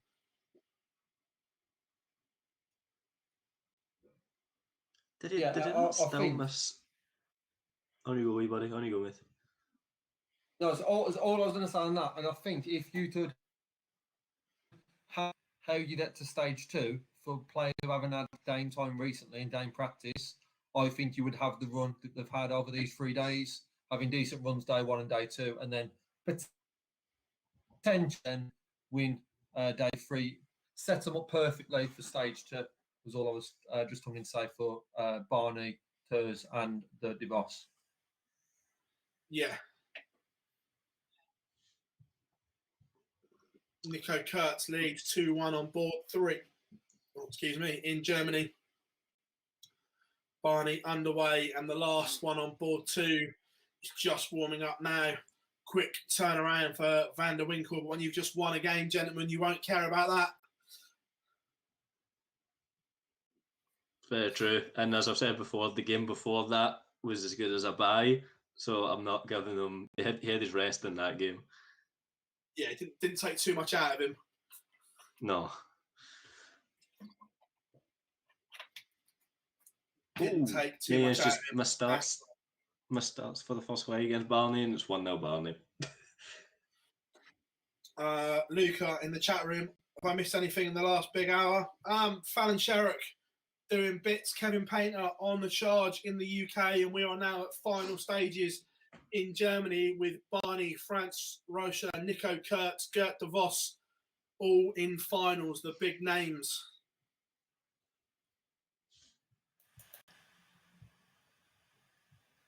It's got a very Western European feel. Just one update from the UK. Obviously, I know we focused on the finals in Germany. Graham Usher is 3-0 up on Ryan Holdorf.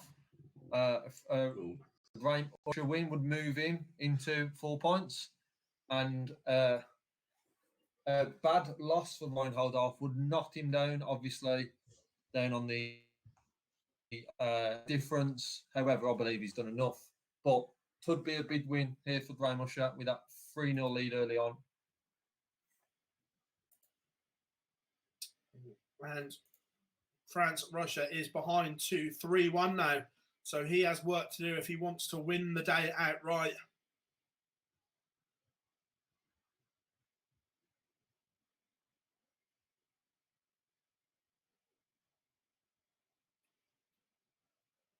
Raymond van Barneveld takes the opening leg.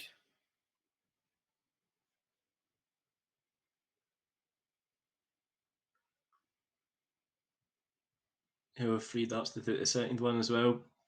Quite comfortable. It's not thrashing the other guy, but he's just always a step ahead. It's 2-0. 2-0. Nico Kurtz 3-1. So 2 of the big guns are doing their stuff at the moment.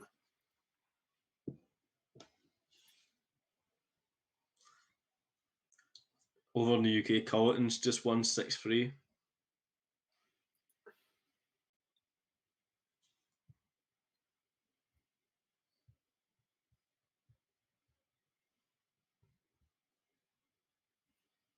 And Hogarth has Just a leg. looking at the...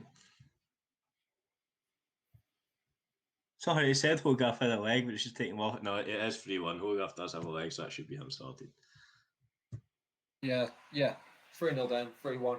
Just looking at the UK, so I'm waiting for the last one to start in Germany. We now only have 4 players who are below the 36 who are still to play. So still got a bit of resting on the UK games with Ryan Usher, as you've said, with a 3-1 lead over Holdorf. Joe Puffman has got Shane McDirt, who are warming up to come on board now. James Bailey It was all these are on 3 points. Has got Charlie Simmons. He's currently 2-0 down, and then I believe that is everyone after Dan Reed losing. Yeah, so we have 3 left who are below the spot after Dan Reed's just lost to North Paulton. Nico Kurtz 4-1 up and in complete cruise control here. Absolute complete. No danger. He loses here whatsoever. Probably giving commentators curse now.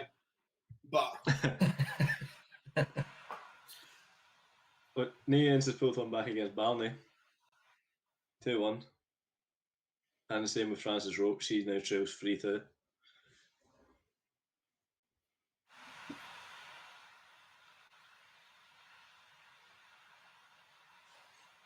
I'm just waiting for the Dirt DeVos one to start. Still warming up on that one for the final game of Q-Stall's stage 1.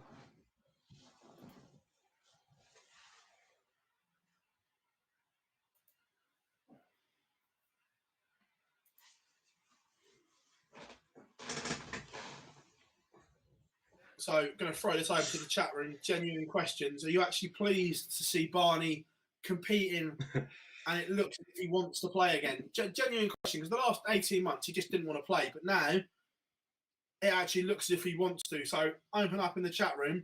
What do you guys think? Are you happy to see a rejuvenated Raven Van Barneveld? A rejuvenated Barney, it's just at an 11 data. Yeah. 3-1. That's what I mean. The talent is still there, is the thing. There's no question about that whatsoever.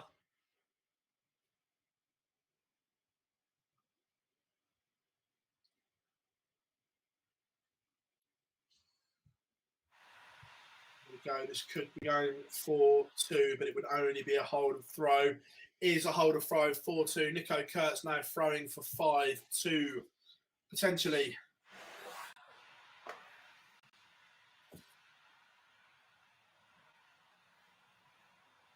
So just updates from the UK. Peter Hudson has done 5-1 up against John Brown. And Hogarth has got another one back against Ryan Usher. So Ryan Usher currently leads 3-2 against Ryan Hogarth.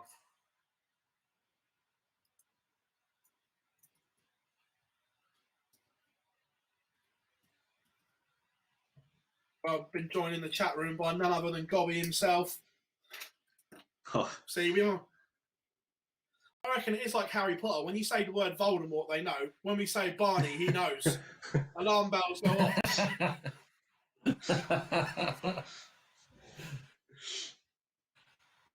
Every time that word is mentioned around the world, he's like, what? You better get used to it, eh? It's playing out of his skin. Nico Kurtz has just dropped off a little bit here. Door is slightly ajar for a potential break. So 1-7-7. Result from Go on, Lee.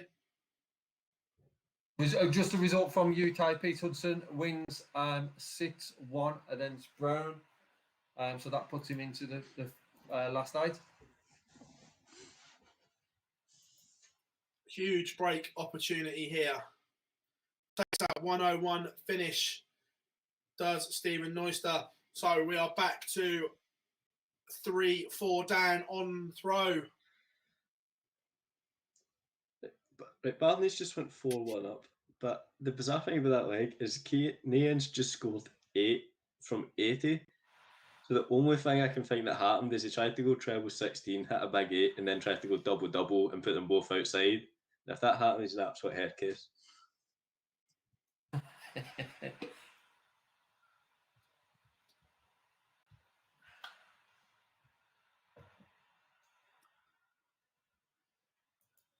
How's DeVos still warming up? Yeah, one hell of a warm up. I think officially they're allowed 5-10 minutes or something. So he might, they might not even actually like warming up. They just switched it on to warming up on Dark Connect. Probably, but still. Going into the chat room. Hi, Dave's joining us. How's it going? Anyone that's late on arrival, you are forgiven, but you're here is the important thing. As a wise person once said, better late than never.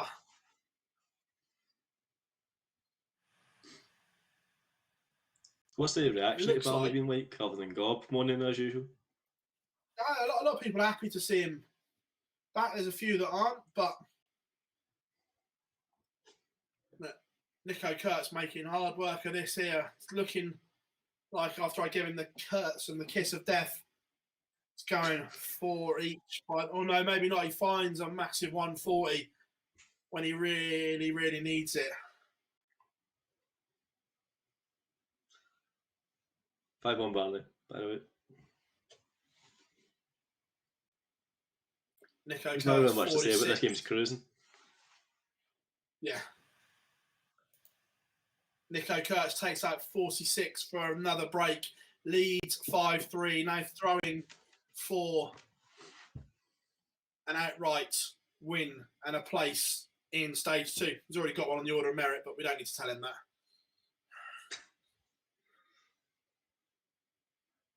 And then starts with 28. Kiss of death.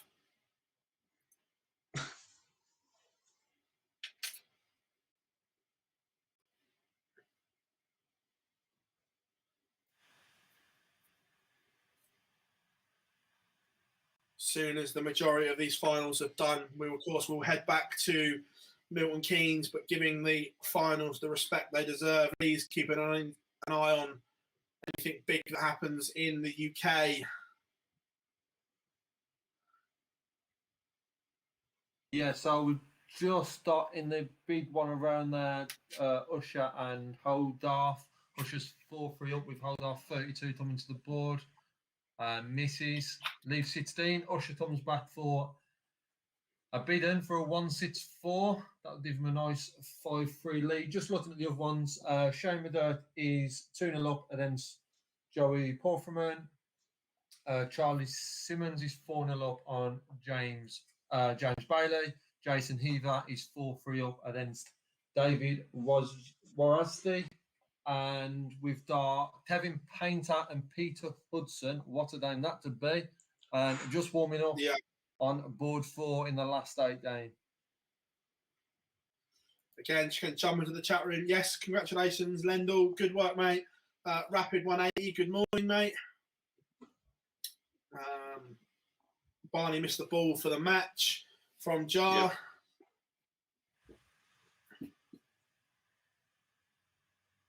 He missed the ball for the match on 70 though, so no, don't give it to him. It wasn't a 170, it was a 70. So, yeah. Nico Kurtz back to 5-4,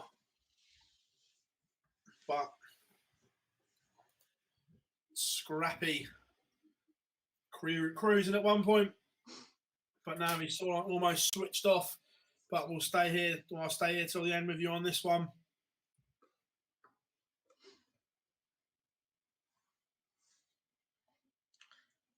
Barnes did pretty well in this game. I've probably not given him enough credit. 94 average, hit a 180 in this leg. He's probably playing in about third gear, but just he's a class above the people in this pool. That Sunday it begins for Barney.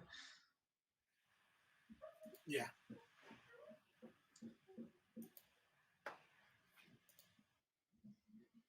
Depending on what Nico Kurtz scores here, we could be going to the George Noble leg. But then he hit back-to-back 140, so Dan's will finish first. So the Noble leg may not be required.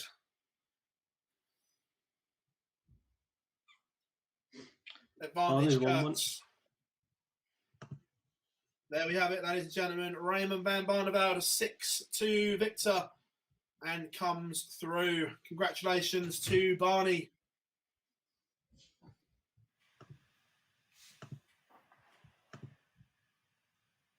So stick with me, Nico Kurtz, 52 to join Raymond van Barneveld with a winning day.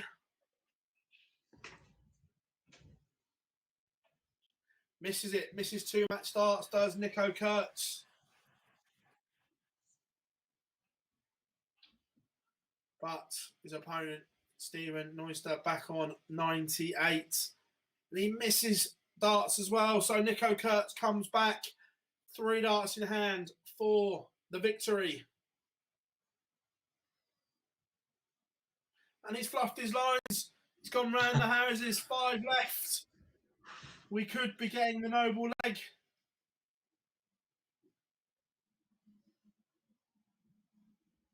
No, they've missed again. Oh, what's going on? Nico Kurtz, 5.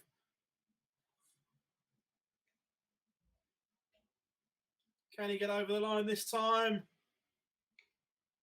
Yes, he does. Nico Kurtz joins Raymond van Barneveld. Victory for the day, a 6-4 victory. It was scrappy in the end, but the young German getting the job done. Well, congratulations to him and Barney. So, as well, Franz Rocha has turned it around. He was trailing, but now he's within 1. Are you looking at that one, Scott? Yeah, started well in this week. 140, backed up with a ton on his throw. It should be good to see this out, but it is QSO, so we never know. Funny things have happened, and Gert de Vos is just underway now. They finished warming up.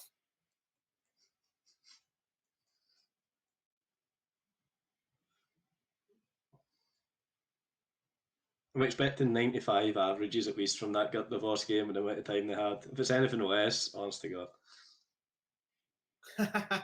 So, just coming over to UK, Usher and Holdorf are on into a last leg decider. For me, that is the final nail in the coffin for Wayne Warren. If it was 6-4, it would have put, if 6-4 Holdorf win would have put Usher and Warren on the same points. But now Usher has made it 5-5 with a loss here and will go on +7, which means that that is Wayne Warren 100% out. And going into the last leg, Usher with a throw, come out with 100, then 40 and 60. Holdorf come out 60, 95, 80. He's on 2 sit-sits. Usher's just at 45 to leave 2 5-sits. So Holdorf now coming to the board with 2 sit-sits in hand. Another winner in Germany, Francis Roach, 6-4. 85 average. Played decent today, to be fair. Probably not as well as Kurtz or Barney, but well-deserved win from the German. So just Gert de Vos needed to complete the quartet of big names from Europe.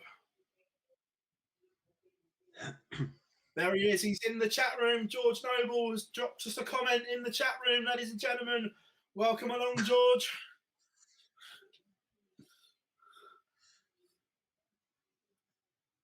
So, as Scott has kept his beady eye on the European stuff all day, I will leave him to do the last one. I'm going to head back over to Milton Keynes. So again, Holdorf has just missed 1-1-6 check out from what is left 18. I believe he's just missed double 18. Usher's come to the board to take out 66 and miss. So Holdorf's coming back to take out 18 for a 6-5 win.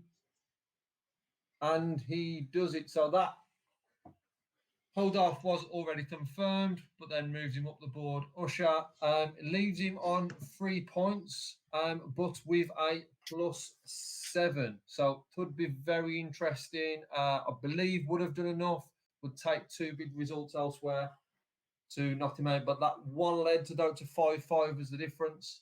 To seed round Usher, I believe will now do enough to see him on Sunday.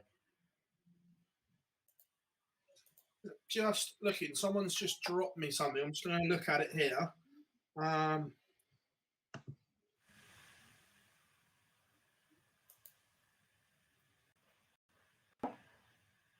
Wayne Warren might not be gone yet.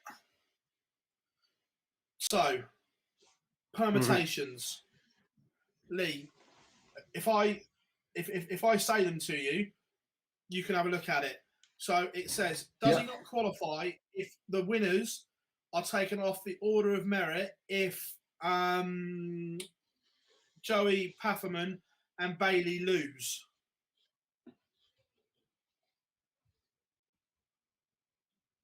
Yes, it does. I stand corrected. Just on an updated. Wayne Warren, the bit again. This is permutations that we're not even thinking of here, or they're that far out there. That the BDO World Champion has potentially got an out by the skin of his teeth, and both the players he needs to lose are currently losing. Big moments for Wayne Warren here.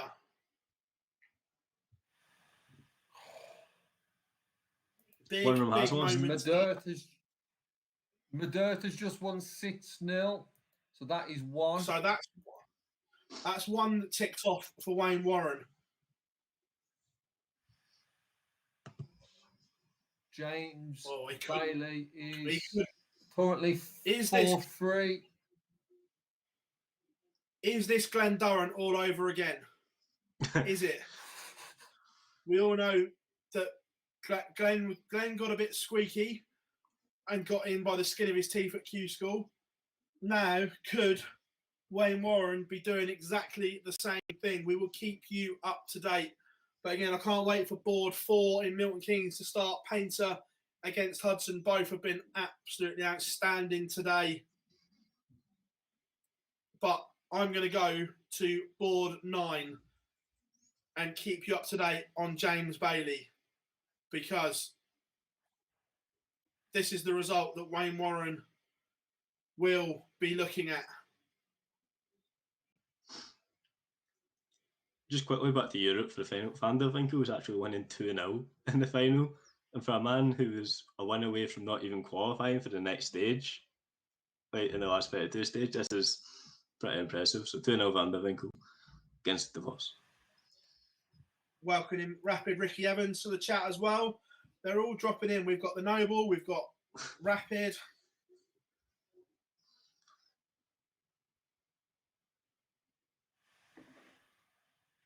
Who needs darts exhibitions when you just have the comment section of online darts? So. That's great. I think we genuinely can't look at everything while we're doing this, so the chat room is an absolute godsend. James Bailey looking at 50 to make it 4-all after Charlie Simmons has fluffed his line somewhat in this leg. Multiple opportunities to go 5-3 up, not taken them.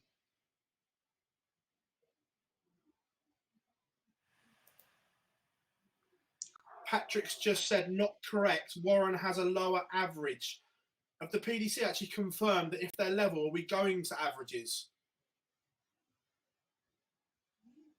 Genuine question, because I haven't seen anything, so I don't know is the honest answer. We're level here at 4-all.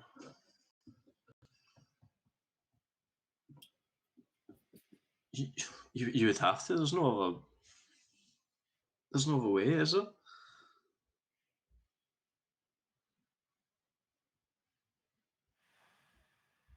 I think that's what they do in all the tournaments, like the Grand Slam do that, don't they? No, they don't. They just go to a shootout. Oh, I don't know. I don't know.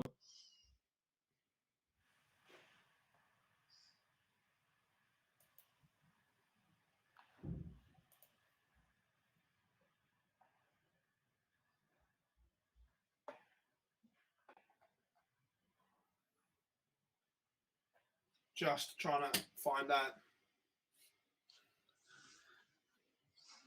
But from potentially should have been 5-3 down, James Bailey is in control of this leg, looking to go 5-4 in front.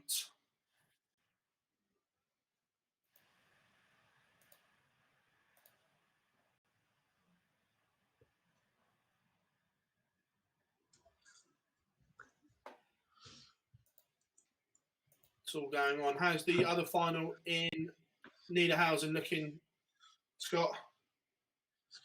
actually good quality, like the last leg and a half. Van der Vinkel's still got his nose ahead. He's 141. The DeVos is 280. So he's looking good to make it 3-1 here on the throw. He's really surprised me, but DeVos has done this. He's got involved in games where he really shouldn't have. He's averaging 7 points higher than Van der Vinkel. So DeVos will get to 5 legs. It's just whether he'll win 6-5 or lose 6-5. I'm not sure yet. Again, Bailey. Again, this is getting nervy, this game. Considering we are so far down the tournament, that if I tell you one's averaging 70, one's averaging 67. James Bailey started 140 and then backed up 85, 41, 23, 41. Anyone think that's a Phil Bar's leg?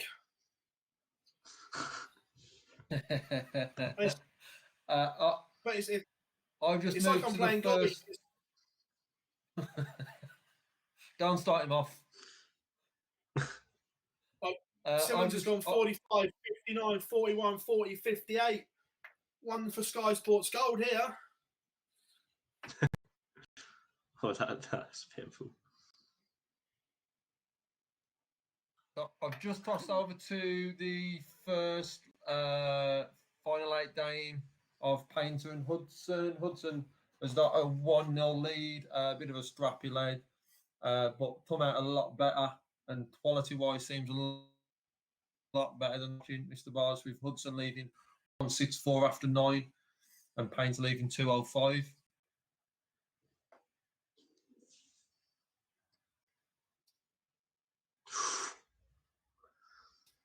Just had it flash up on my screen in that James Bailey game, Phil. Yep, 5-4 to James Bailey in an absolute scrappy leg. He should have been 5-3 behind. Found a way, he's dug in, he's 5-4 in front now, with Simmons now throwing to go 5-all. You know, George is in the chat room watching us, so you know this has got the 11th for Noble leg written all over it.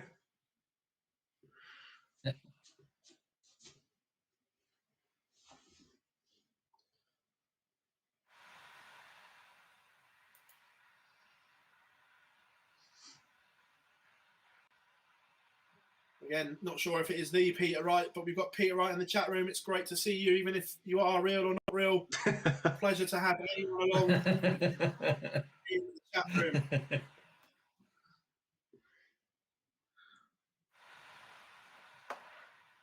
So, Bailey, big visit here. We'd put in favourite to break and win.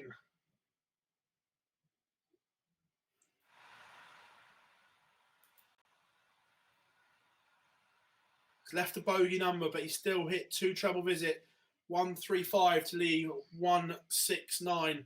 Simmons on 144, but a throw in front. So Bailey can set this up.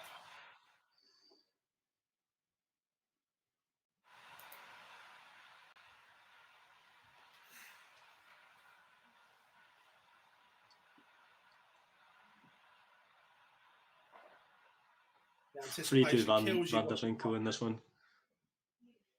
Right, here we are. Closing moments here, potentially. Simmons 144 to save the match, whilst Bailey is on 70. Nowhere near. So James Bailey coming back 70 for the match and turn this match on its head.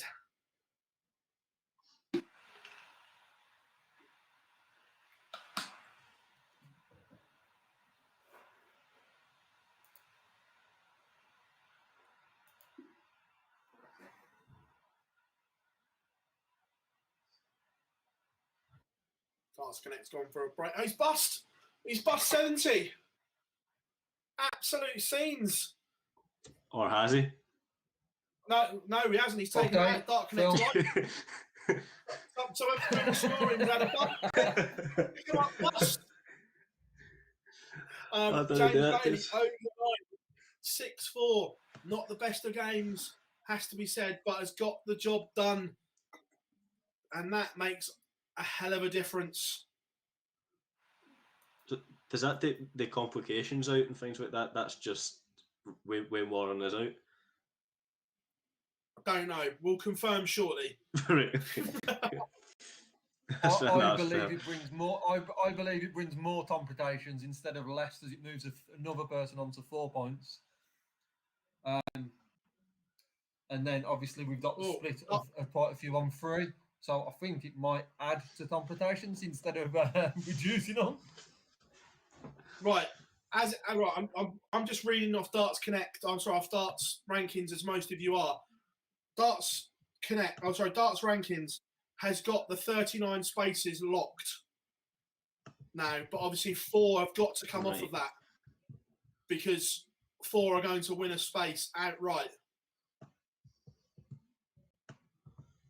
If we are going off of that to take 4 winners off,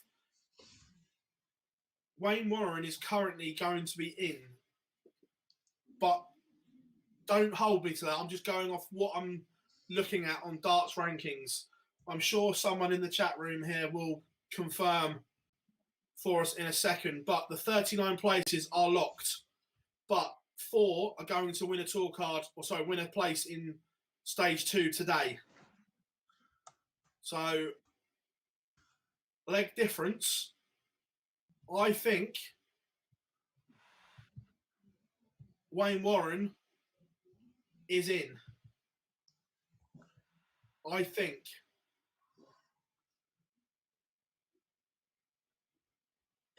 Yeah.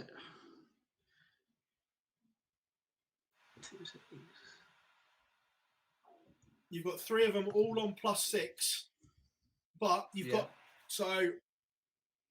I think, not confirmed, but I think Wayne Warren has scraped through. I think as well, because either Wawrzycka or Hogarth is going to get one today, and they're both in the order of merit, as Painter and Hudson. So I think that's all we would need is 2. So I think he is guaranteed as well, if we're right about the legs difference. Yeah, I think Chris Quantock, Wayne Warren, Carl Beattie, and Adam Shanks will move up once you take the 4 winners from today out.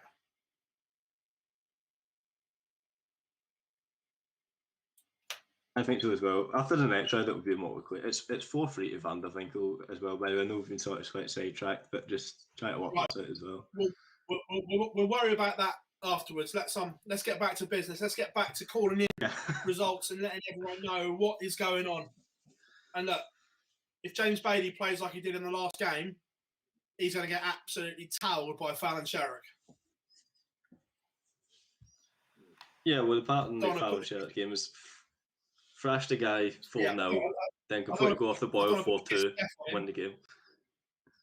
But I'm with it. So Kevin Painter trails 3-0 to Peter Hudson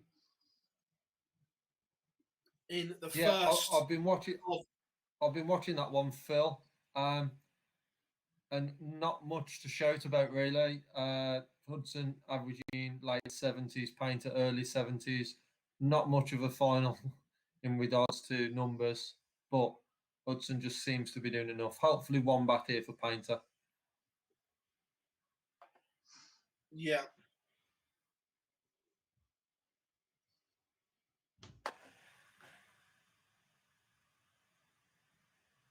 Just looking at some of the comments in the chat room. I'll tell you what, this is an absolute mess. No one really seems to know, but that's why we love it. The second.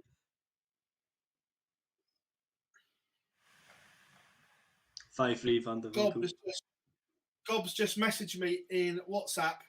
I don't know if you can see it. He says Quantock has the higher average by 0.08. How gutted would you be if you missed out by 0.08? Oh my days. This is what we're coming down to.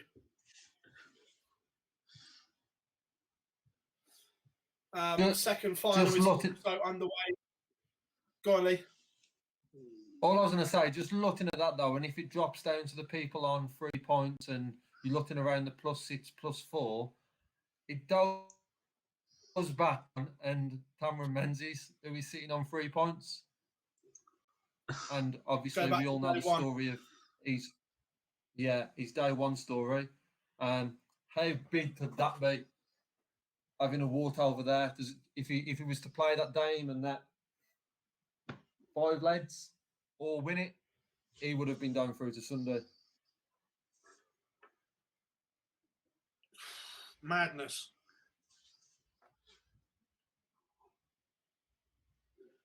So Painter's got one back to them Hudson. Painter's got one back to them Hudson. So we've currently got Peter Hudson 3-1 up. Averages still haven't moved much. However, Painter's come out and done 180, 100, 140 to leave 81 after 9.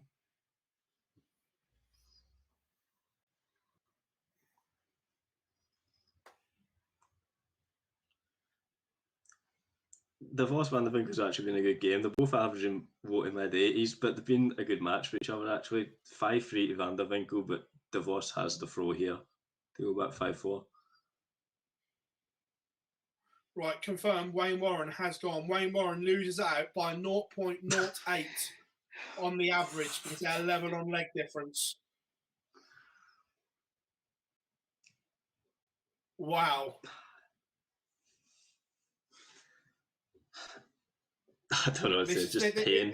This is how close this was, that the BDO world champion loses out by 0.08.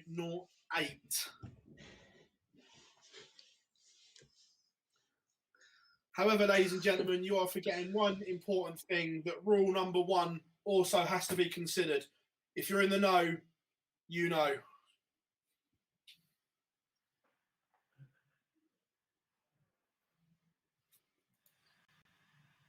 What a teaser there. Okay.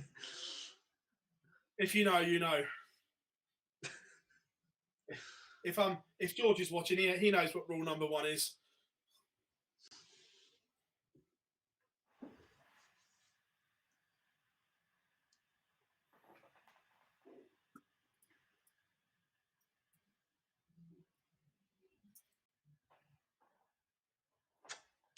Could have some match darts here in the last leg of stage 1A, the European. 1-2-4, check out needed with Van der Winkel. And he misses 8-8, so we'll be back. 3 quid, that's it. It should be it. It's a shame for De Vos, he's did so consistent over the three days, but oh well. He gets his progression anyway. Yeah. So is that it? Is that Europe now done, Scott? Van der Winkel, there you go, second up in hand. Van der Winkel, who I believe was a game away from going out, has actually won the full thing today. So 6-4 Van der Winkel, European Q School 1A is done. Yeah. Right, so there we have it as well. On board 1, Christopher Bent, 6-3 win. Fallon Sherrock warming up against James Bailey on board 5. But the 2 finals, Kevin Painter was 3-0 behind. Lee, he's back to 3-all.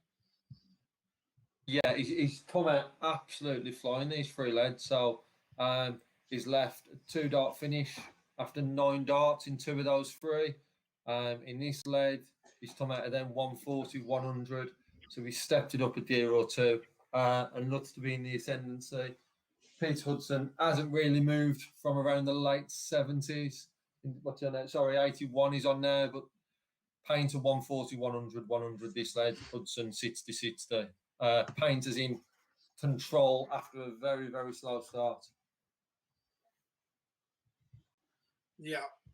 And there we have it. James Bailey and Fallon Sherrock in the last 16 now underway. So all eyes now on the UK. Germany is done and dusted until tomorrow. So all eyes are now on MK.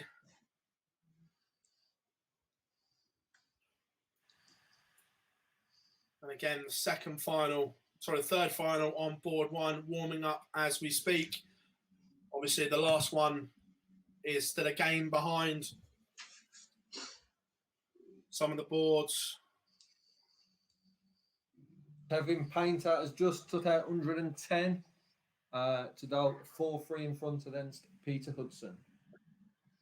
4 legs on the spin for the artist.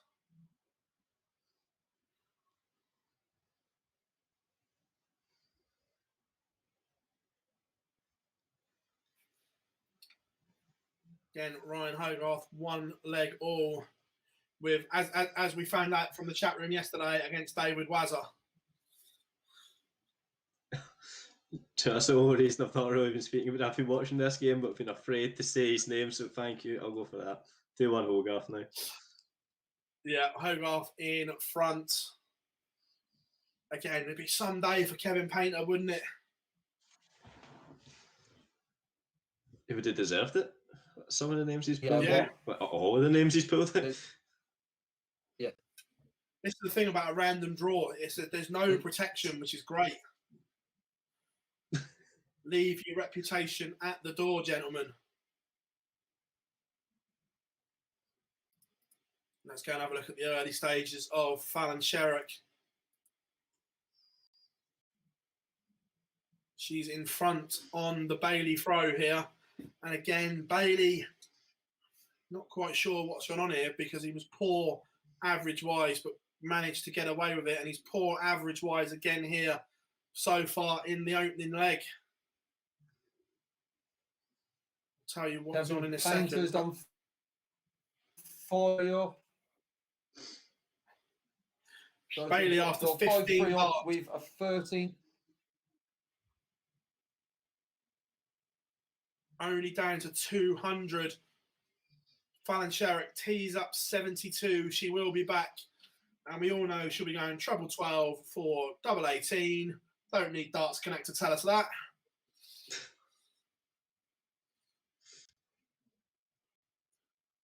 Here we go for a break of throw in the opening leg for Fallon.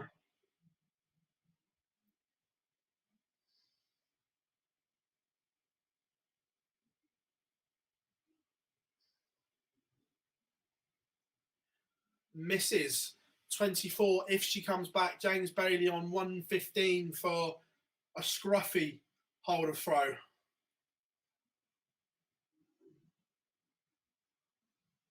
Got to say, what I've seen this leg, be surprised if he takes it out and doesn't. Only hit 3 trebles in the leg after 21 darts. Oh, Sherrick fluffs her lines, goes round the board. If she comes back, tricky double 3. James Bailey on 56 for an absolute scrappy hold of throw.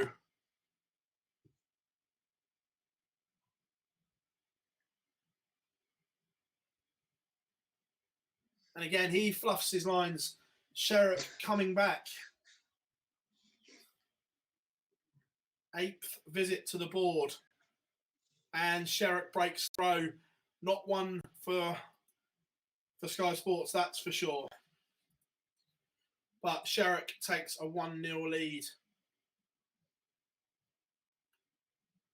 Hudson back to 5-4, Lee. Yeah, just stopping the rot. Painter's Purist led for a while, storing-wise. Couple of 40 visits in there, so Hudson tight starting now with a break. The throwers now got the throw to take these to a George Noble leg.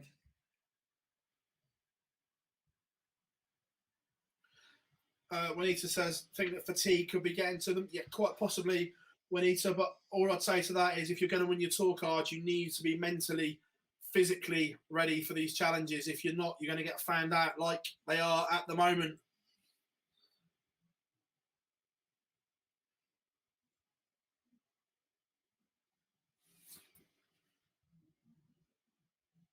So just the last, which potentially looked at the storing could be a last leg. Hudson's come out and it's 83, followed by 58.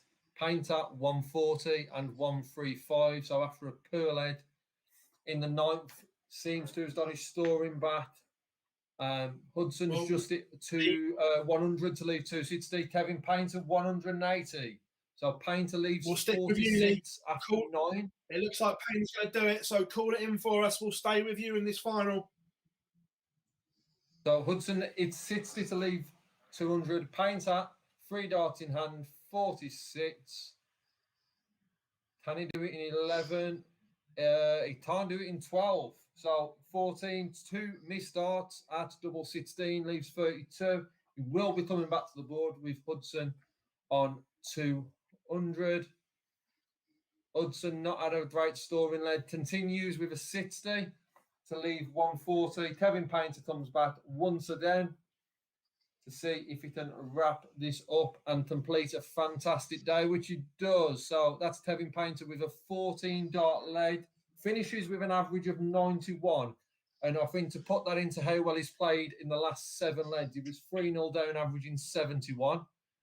In the last 7 leads, he's now completed, finished on a 91 average. So, outstanding finish to the day, an overall day by the artist.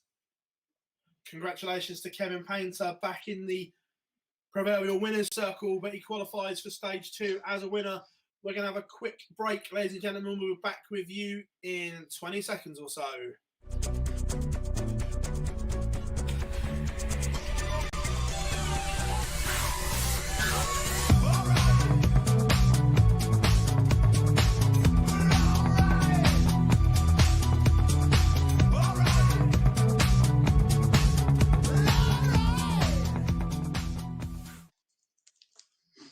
Again, big thank you to MODUS and Red Dragon for sponsoring our Q School coverage. Again, here we are, the other third final underway. Christopher Bent taking the opening leg. Again, we've had the drama of the painter leg. We've had a break, and Fallon Sherrock still only leads 1-0. It's not one for the purists. Let's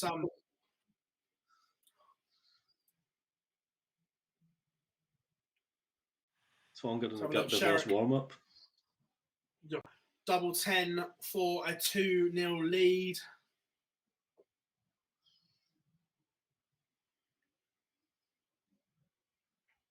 No score. James Bailey.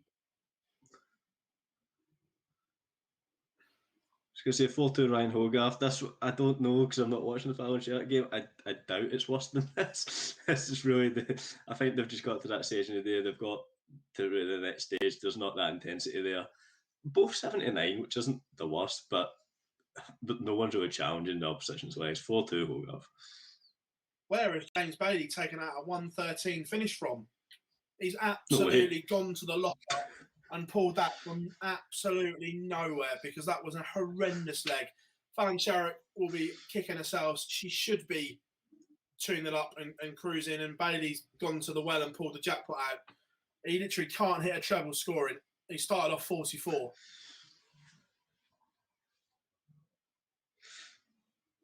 There you go. Not a classic, this one.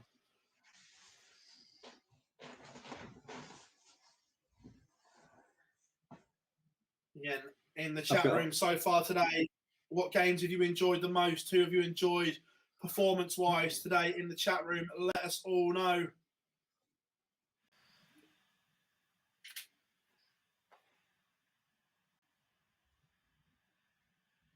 Iceman 1994 in the chat room, 62 average from James, and then took out 113. Yeah, I've just said it, mate. Literally, where he pulled that from, I've got no idea. Absolutely no idea. Just looking at the other last 8 game in Christopher Bent and Shane McDirt. Christopher Bent come out first 2 legs, 100 average, very good start. So a lot better scoring from what I'm hearing from yourself, Phil, in the Sheriff and Bailey game. Yeah, it's not great. This has got Jim Long, Mickey Mansell World Championship written all over it at the moment. Oh, no, don't. That's taboo. You can't speak about that.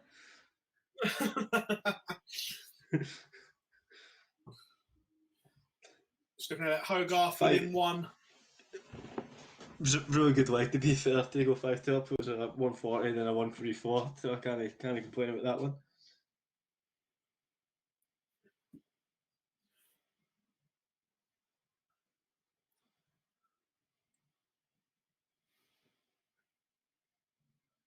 Who does Sherrock and Bailey play? The last one, who's last? person. Is it John Emery? Yeah, it is John, yeah. Yeah.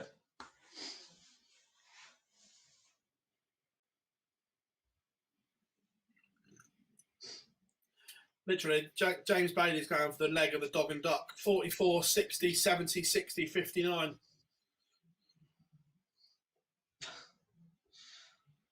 I don't know what excuse there is for that. Fatigue, yes, but on the other hand, all the pressure should be off at this point. But there you go. We've got Ben, who's just at 180, 135 to leave 47 and take that out to take now a 3-0 lead, and then Shane McDurk in the last 8. Sherrick 144 for a third consecutive breaker throw.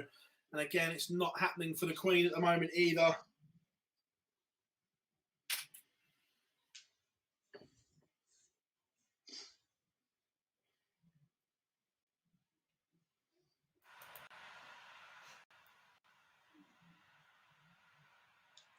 So James Bailey leads himself 38. Interesting choice of double. Whereas Fallon's got a ton. Can she return the favour?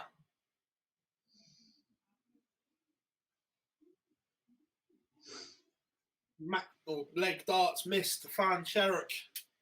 So James Bailey looking at double 19. If he goes that way, will he split it?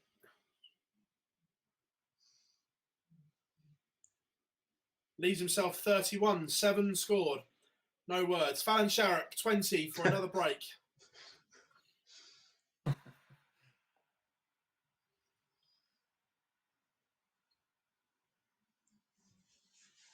She misses as well. Oh.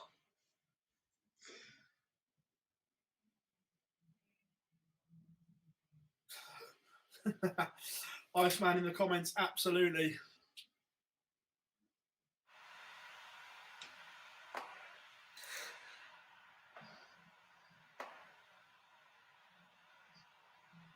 But Sherrick back for double 5.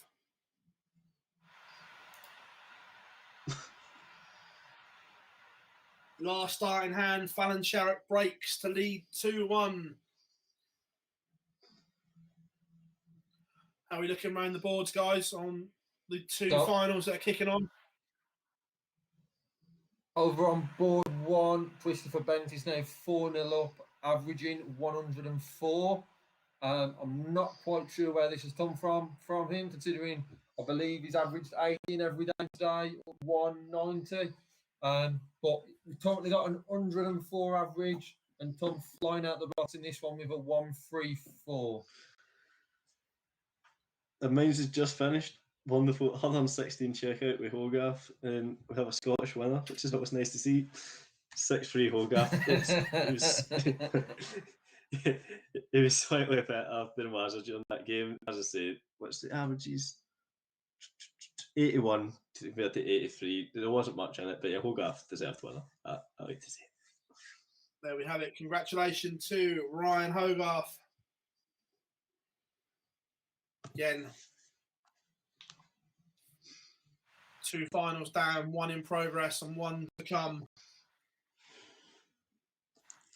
The other final could be some time the way this game's going.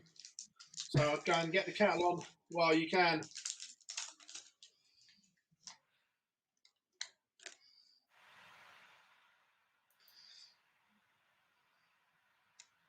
We're still 2-1, Fallon. Still 2-1, but potentially a 4th break of throw. Bailey's edged in front on the Sherrick throw. But Fallon responds with a 140 to leave 145. Better from the pair of them over the last couple of visits. Am I reading that average right? Is it's 59 from Bailey? He's playing 6-1 of Sherrick. Correct. Ouch. Contrasting final over here, you have Bent 5-0 now, keeping on that 104 average. Christopher Bent within 1 over on board 8.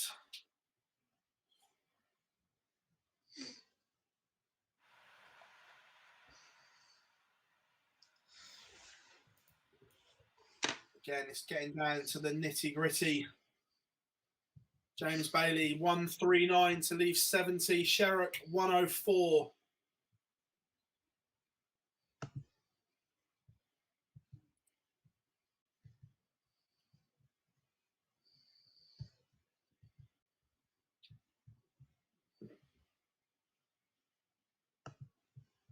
Got McDurk with a bit of a fight back coming in this late, leaving 142 after 9 with Bent on 277. After 9, Bent with a throw. Just hitting 84 there, leaving 193. McDurk on 6 starts now for 142 for a break.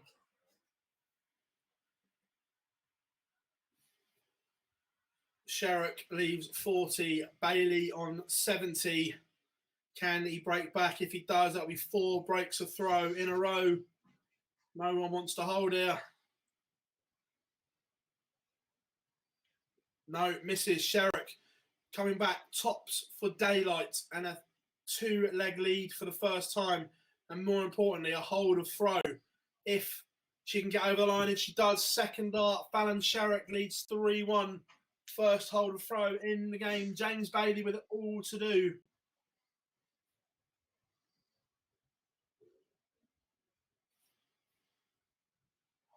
How are we looking on board 8, gentlemen? Christopher Ben tops. McDurk's coming back for 32 for 5-1. And Tated in 2, 17 darter. McDurk, and that's a lead on the board. So we currently have a 5-1 Christopher Bent with a 99 average with McDurk on 85. McDurk now with a throw.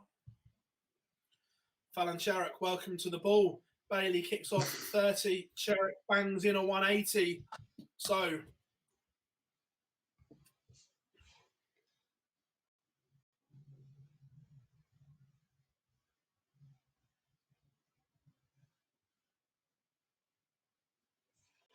McDurk starting slower then with a 57. Ben's then comes in with a 100. And McDurk sits there then. Just not. Quality from McDurk just hasn't been there. So much inconsistency. Ben's 125. Solid scoring throughout. Anything less than 15 here or 15 should be enough to see Ben's take this with around an 100 average. McDurk 46. I feel like I've switched into your game, Phil, and I've got a bit of James Bailey story coming into McDurk's game. Back here, Fallon Sherrick, 104 for a 12-dart leg. Not there, tees up 60. She will be back. Bailey on 173, can't finish. It looks like Fallon Sherrick has woken up. Looks like she's going to have had enough of this now. Can't be dealing with you. Get out of my way. So Ben's has left 117 after 12. Fallon Sherrick pings 60, 4-1 lead. She's now throwing for 5-1. Genuinely, I can't see how James Bailey gets back into this if Fallon plays at that level. James Bailey, just no scoring boots whatsoever here.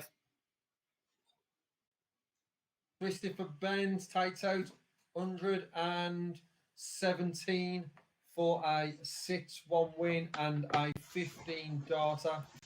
I believe that would put him average around 99, 100.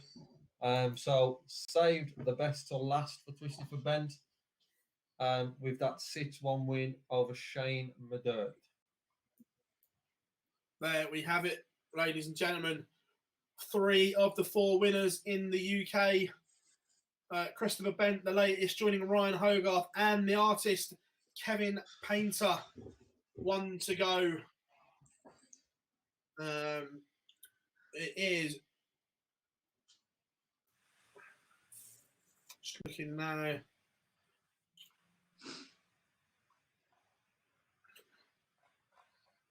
Obviously, Jim's there waiting. Do you reckon this is a help or a hindrance, having to wait this long? I would say hindrance, personally, because of the fact I don't reckon he will care at this point. If this game actually meant, like in terms of something that was a crunch D-Day game like the old system, but now he's got the Order of Merit there, I think it will, and I think he would just rather get on with it and go and start thinking about Sunday. Sherrick 164. We saw her take this out in the MODUS Live League last year numerous times. This was becoming a signature finish. Like Whitlock and the 170, it was Sherrick and the 164. Tees it up, not too bad. 80, Bailey on 174, can't finish. So Sherrick looking at a 5-1 lead.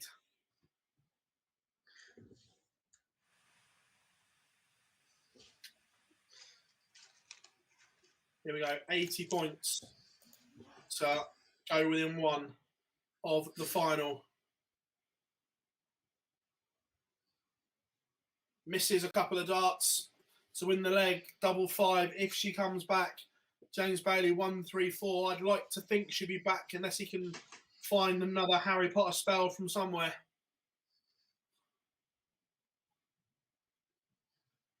Surely not twice.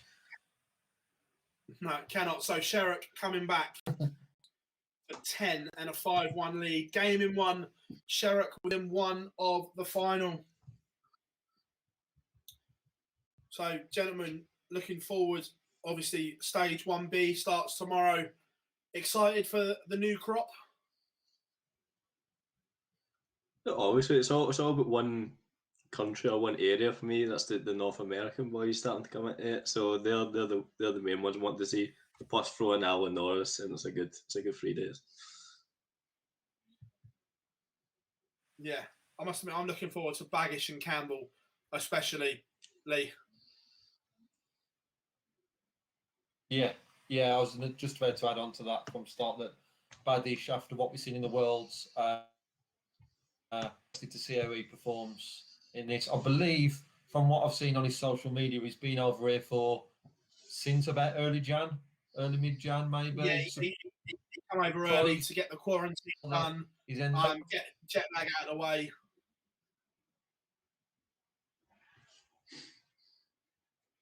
Just a surprise on that one for me that he's come to UK.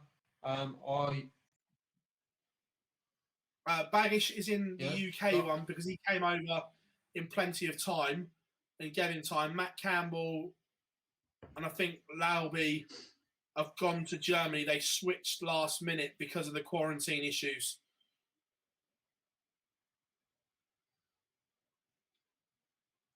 So just in a question in the chat about on Sunday, did the winds carry over from today? It's just all fresh, isn't it? It's just start back from zero.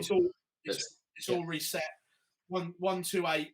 Go and battle it out. Go and win your card.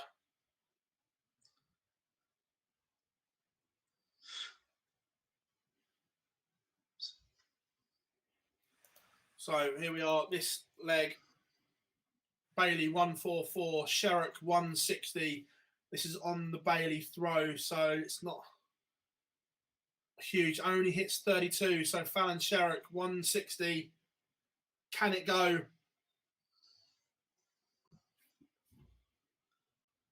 No, it doesn't. Ooh. Again, let's be fair. I can't see Bailey winning 5 legs on the spin here. No, but we didn't see him taking it 113. Maybe he likes this range. Maybe he's going for it.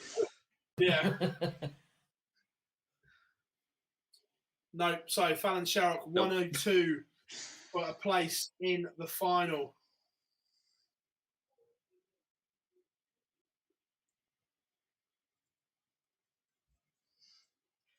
Fallon Sherrick takes out 102 for a 6-1 victory. The Queen shows a little bit of class towards the end of that match, booking a place in our final of the day, gentlemen. She's been brilliant, hasn't she? Considering the pressure on that opening game of the day, it was a tough one against Nathan Gervin, the tough draw, knowing that she needed a point to get to that hallowed 4.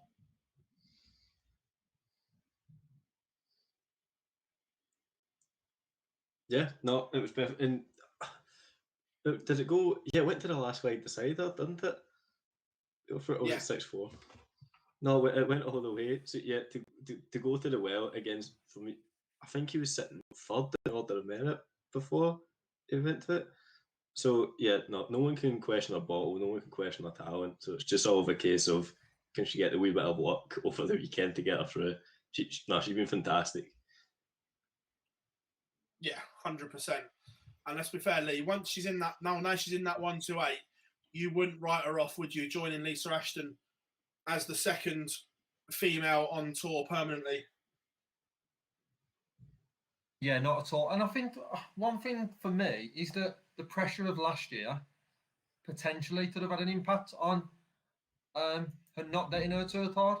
Now she's had another 3 days preparation, which obviously you need to get through stage 1A, stage 1B. However, now she's had them 3 days preparation, I actually think it could be a benefit for not just Fallon, but a lot of players who have had that 3 days match practice. But I would put her down as one of my picks now. I think, especially after today, she had pressure on her shoulders and has done on and potentially will go on and win all her games today. If not, has still had a brilliant run. So, yeah, one for me who's one to look out for next week. Yeah, definitely. A couple of questions in the chat room. 26 boy, is Paul Nicholson in 1B? No, Nico decided against going to Q School. Just didn't feel right, didn't feel ready, so he hasn't gone. Baz, what time is the final, please? It'll be a 5-minute turnaround. Then obviously let Fallon go to the loo if she needs to or whatever. So yeah, it won't be long. What we'll do as well, once it starts, I'll do some chopping, but we'll actually get the game in the box instead of just this, because there's only one final. We'll get that in there as well. So predictions, gentlemen. Does Fallon win or not? Yes. And I'm going to go 6-4. Scott? Similar. I think she'll take the lead, go 4-0 up, waste doubles, go back to 4-3, and then I'll say she gets over the line. I'll say 6-3 just to be slightly different. Gets it, nearly ruins it, gets over the line. Mark in the chat room says, where will these players go to earn money if they're not on the tour? If they're not on the main pro tour, playing in Q School means you can go play on the Challenge Tour. You can still drop down and play in the WDF once that's back up and running, MAD as well. So there's still avenues for them. Yeah, again, like you said, Mike, last year she played some bits and bobs on the Challenge Tour. I remember she beat David Evans 5-0 in one, average something absolutely astronomical around the 110 mark, if my memory's correct. Yeah, I'm sure you're right. No, I don't remember it.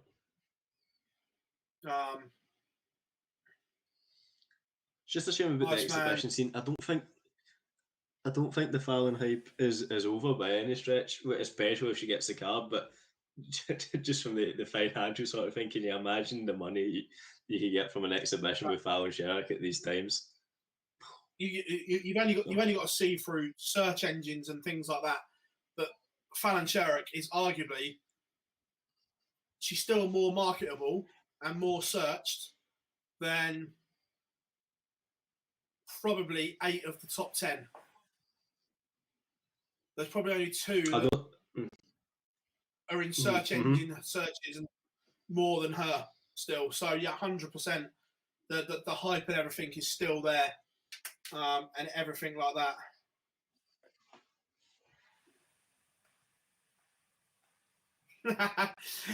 Yes, George. There is, but obviously I can't say that. Sorry, George is playing silly buggers. WhatsApping me stuff that he knows I can't say. But yes, you're right. Sam says, will Phil ever make a comeback? You've got more chance of me shitting on the Queen's bed than Phil Taylor making a comeback to Q School. That's you told. Absolutely no chance whatsoever. Putting it in layman's terms, no chance whatsoever.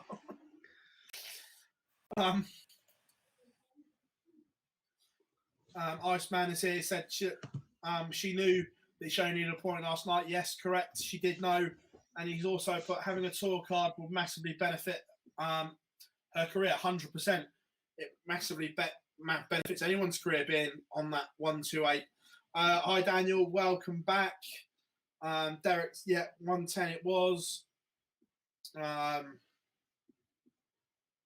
So yeah, where are it? Ronnie Hybretts is in the European. I think he's in. Yes, I believe he's in 1B. Mm-hmm. Yeah.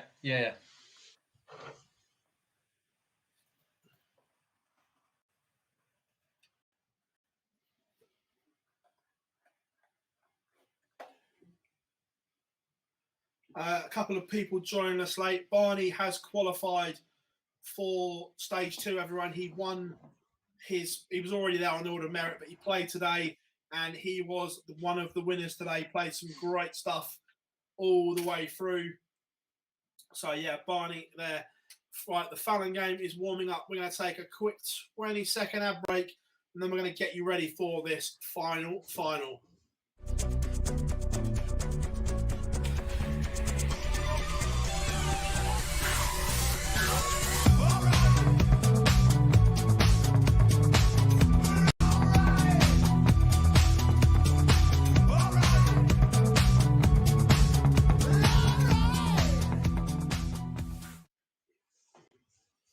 Right, there we have it.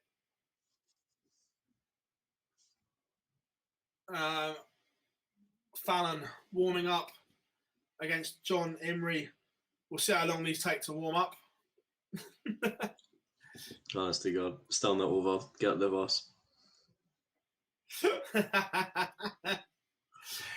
Just leaving the little box blank. As soon as it starts, we will get the game up in there. I've got to do a little bit of cropping. But can't crop until it's started. So in the chat room, whilst we're waiting for the final to start, anything else? Again, Juanita still here with us in Australia. Absolute trooper, been with us every day. Seeing more and more of you returning. Massively appreciate it. Like we say, if you haven't yet, please subscribe to the Online Darts YouTube channel. We are here every day of Q School, and for the final stages, we will be streaming from 11 a.m. in the morning once play gets underway. So we have everything covered. Question, Phil, who's your favourite commentator? Let's go get controversial. Who is my favourite? Of the current crop, Mark Webster's right up there. I think Webby's absolutely class at what he does. Yeah, he's quite assured, and it's the same with what you hear about the football thing, just quite before gets on about the next generation sort of thing, moving away from the old guard to the new one, and Webster's at the forefront of that. That's cool. Yeah, absolutely. 100% with you there. Right, players underway. I'm just going to do some cropping and editing so we can have this on screen for you, everyone. So here we are, game on.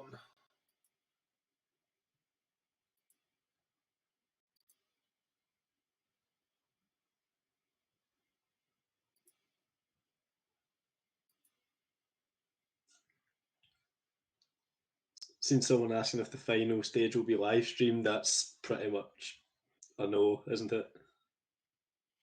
Wait, from yeah, online perspective, yes, but like from actual coverage of the games, no. Oh, we'd love to be able to stream it, but obviously, one that there's no cameras or anything in the building to do it. It's literally behind closed doors and everything like that.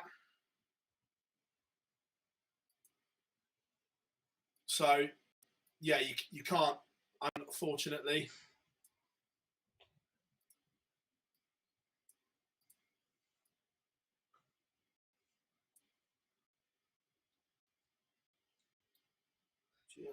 Just while Phil gets a graphic up, it's John Imrie's 194th, if Alan Sherrick's at 185 right now.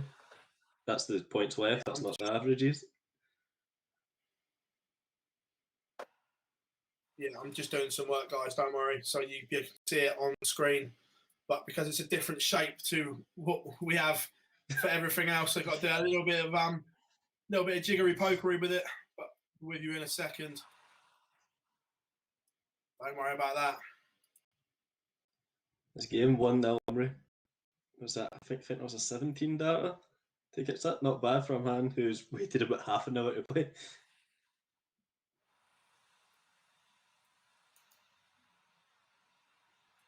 The early 4-0 prediction start hasn't gone to hand. What was while he's doing that? I'm sure he can answer. What was Mr. Barnes' prediction on this? Fallon to win 6-4.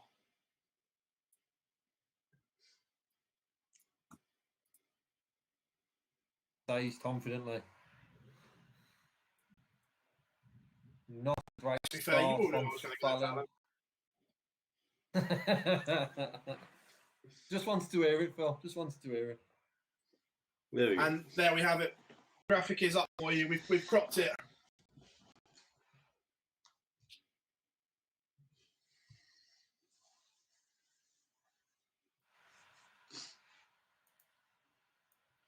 Well, Conan in the house. Conan, how's it going? I guess you're at Milton Keynes, mate, having your test. So yeah, here we have it. Score is up. Final game of the day. Fallon Sherrick against John Imrie. And it's 1-0 to the Scotsman, taking on the Queen. You can see it all up here for you now. I did not know John Imrie was Scottish, or I might have changed that prediction. I'm sure he is, isn't he? I don't know, I've just seen the Union Jack and I assumed Northern Irish. I looked to have glanced at the wrong thing then. My apologies if he's not. I was looking. And it is 2-0 and a break of throw to John Imrie. Fallon with it all to do.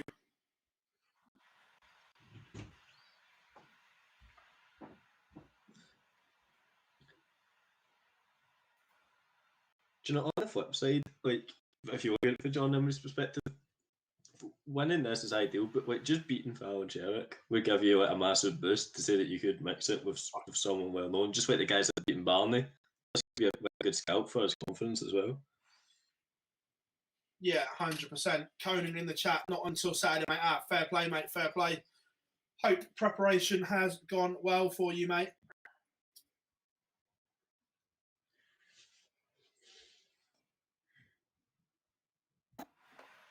Is that our first 180 of the final for Fallon? Shot forward. Backed up by John. What a leg this is. What a leg. This is what we wanted to see. Yeah.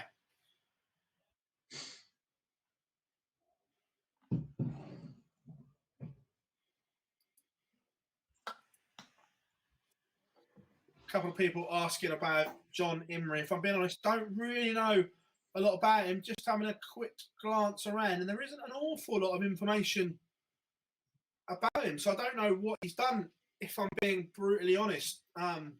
One that's come a bit left field, just looking on Dart's database, not that much.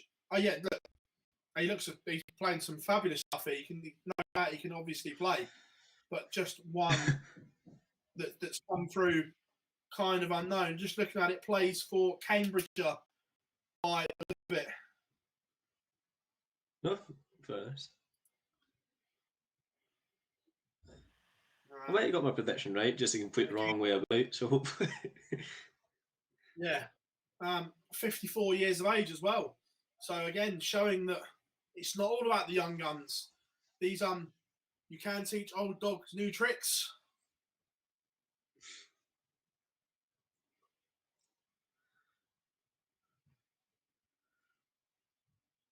Just Certainly seems putting someone's in a asking. performance in this final.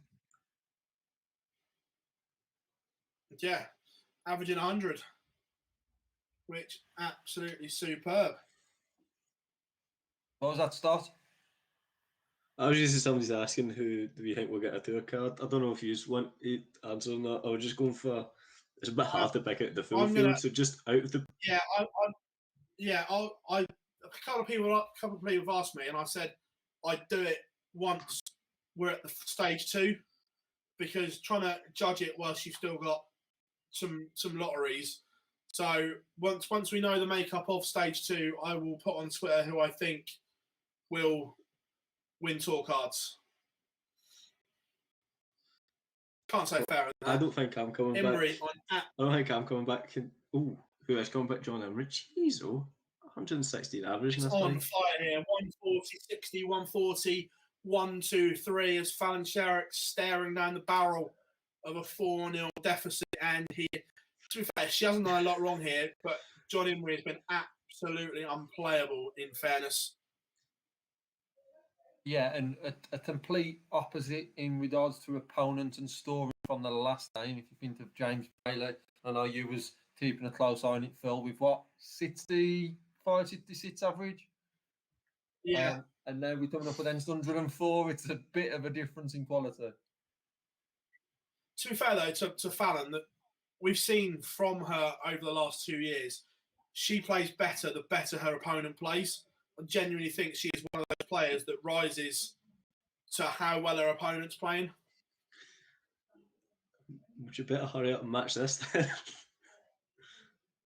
To be fair, Gerwin Price is struggling to match this. Someone's banging in tons and 180s against you. Not a lot you can do. Stunning stuff from John Emery so far.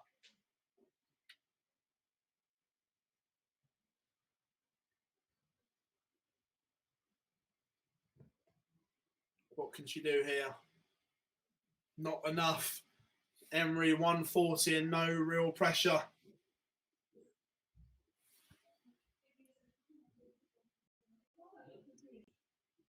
Here's a ton to set up tops. Fallon Sherrick back on 241. All she can do is bang in a monster and hope Emery misses, which what we've seen so far, unlikely, gentlemen.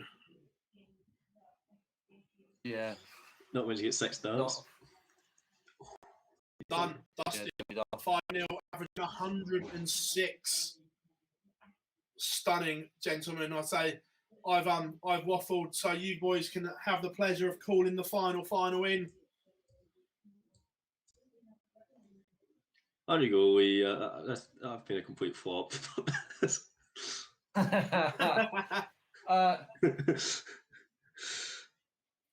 One thing I was thinking was 106 would. Obviously, he's got to know it's something really good in this lad. But would that be the highest? I believe it would be the highest average. 102. Yeah, I believe without going through every single average, I think this would be the highest average of Q School so far. There's no worries about that because he's helping me out with an 85 and an 83 start to leave 3-3-3 within the. Again, though, fair play to Fallon. She's not rolling over. She's still digging in here. Yeah, but it wouldn't be a nice way to end the day for Fallon. So it's going to take a huge effort to get a win here, but it'd be nice to see it at top of leads, and it's certainly putting the pressure on with a 100 followed by 140. 2-3-3 left in restoring 100. Fallon trying to take out the 1-2-1 to get a lead on the board, potentially a consolation lead. Missed the ball. Misses the ball. Surely you can't win it on 1-3-3. This would hurt. Oh!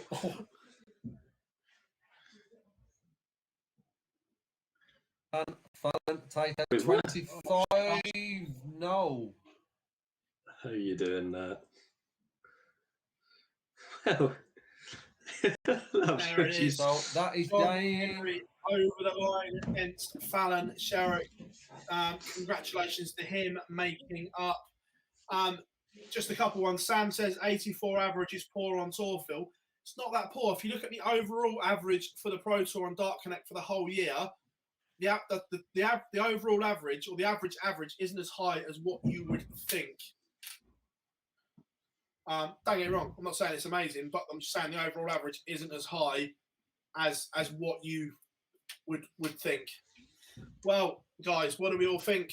Done and dusted. 1A on both sides of the channel. Impressed, gentlemen?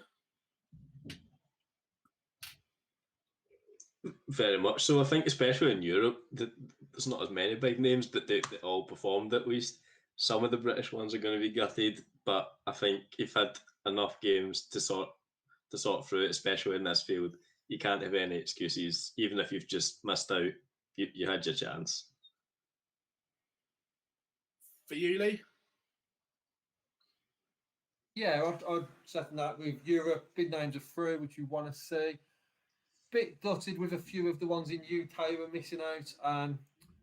I'd like to have seen a few of them through. People like you, Wes Newton. I'd like to have seen them going into Sunday. And obviously, we want a mixture. There's certain names we want back in the field. Obviously, there's mixed reviews on people wanting Barney back and not wanting Barney back.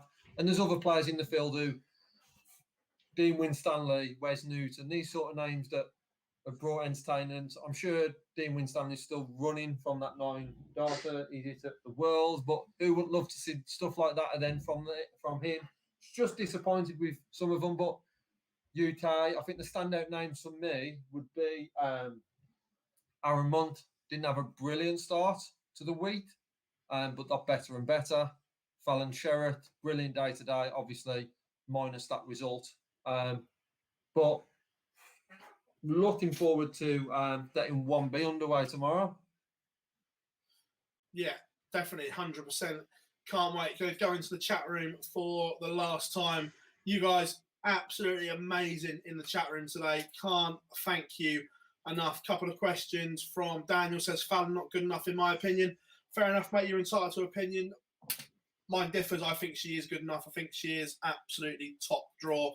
And the more she plays with these players, the better she will become. Lewis says, do you think Anastasia has a chance? Of course, she has a chance, but I don't think she will. Again, I think a lack of competitive darts will hinder her. Do you agree, guys? Yeah. I would like to see her at least progress through 1B. It's going to be difficult. I think 1B UK is an easier section than 1A, just on names and reputations.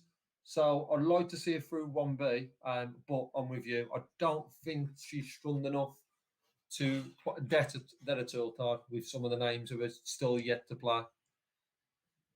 Yeah, no, definitely. A couple of people asking when Barneveld plays next. So, right, 1A is now done. Everyone that has qualified from 1A will play again in stage 2 on Sunday in the last 128. So, there we have it. Lee, by a mile. Yeah, 100%. Slightly less spots. Definitely had the opposition as a whole. No, Barney's probably the best player of everyone, but there's more good players in the UK. Yeah, 100% easy question. Are you agreeing, Lee? Yeah, more better players in the UK. Just through the stages, obviously stage 1, there's more players from Europe who can get through as well, as we've had 43, 44 for Europe who can go through each stage, minus the ones who win each day. UK is down to 37. And just on the point system, you can see that it's a lot more difficult for the UK with the quality being there as well. Definitely. Sam asks, can Fallon still get a card? That for me, in that 128, anyone can go through and get one. Do I think she can? Yeah, 100% I do.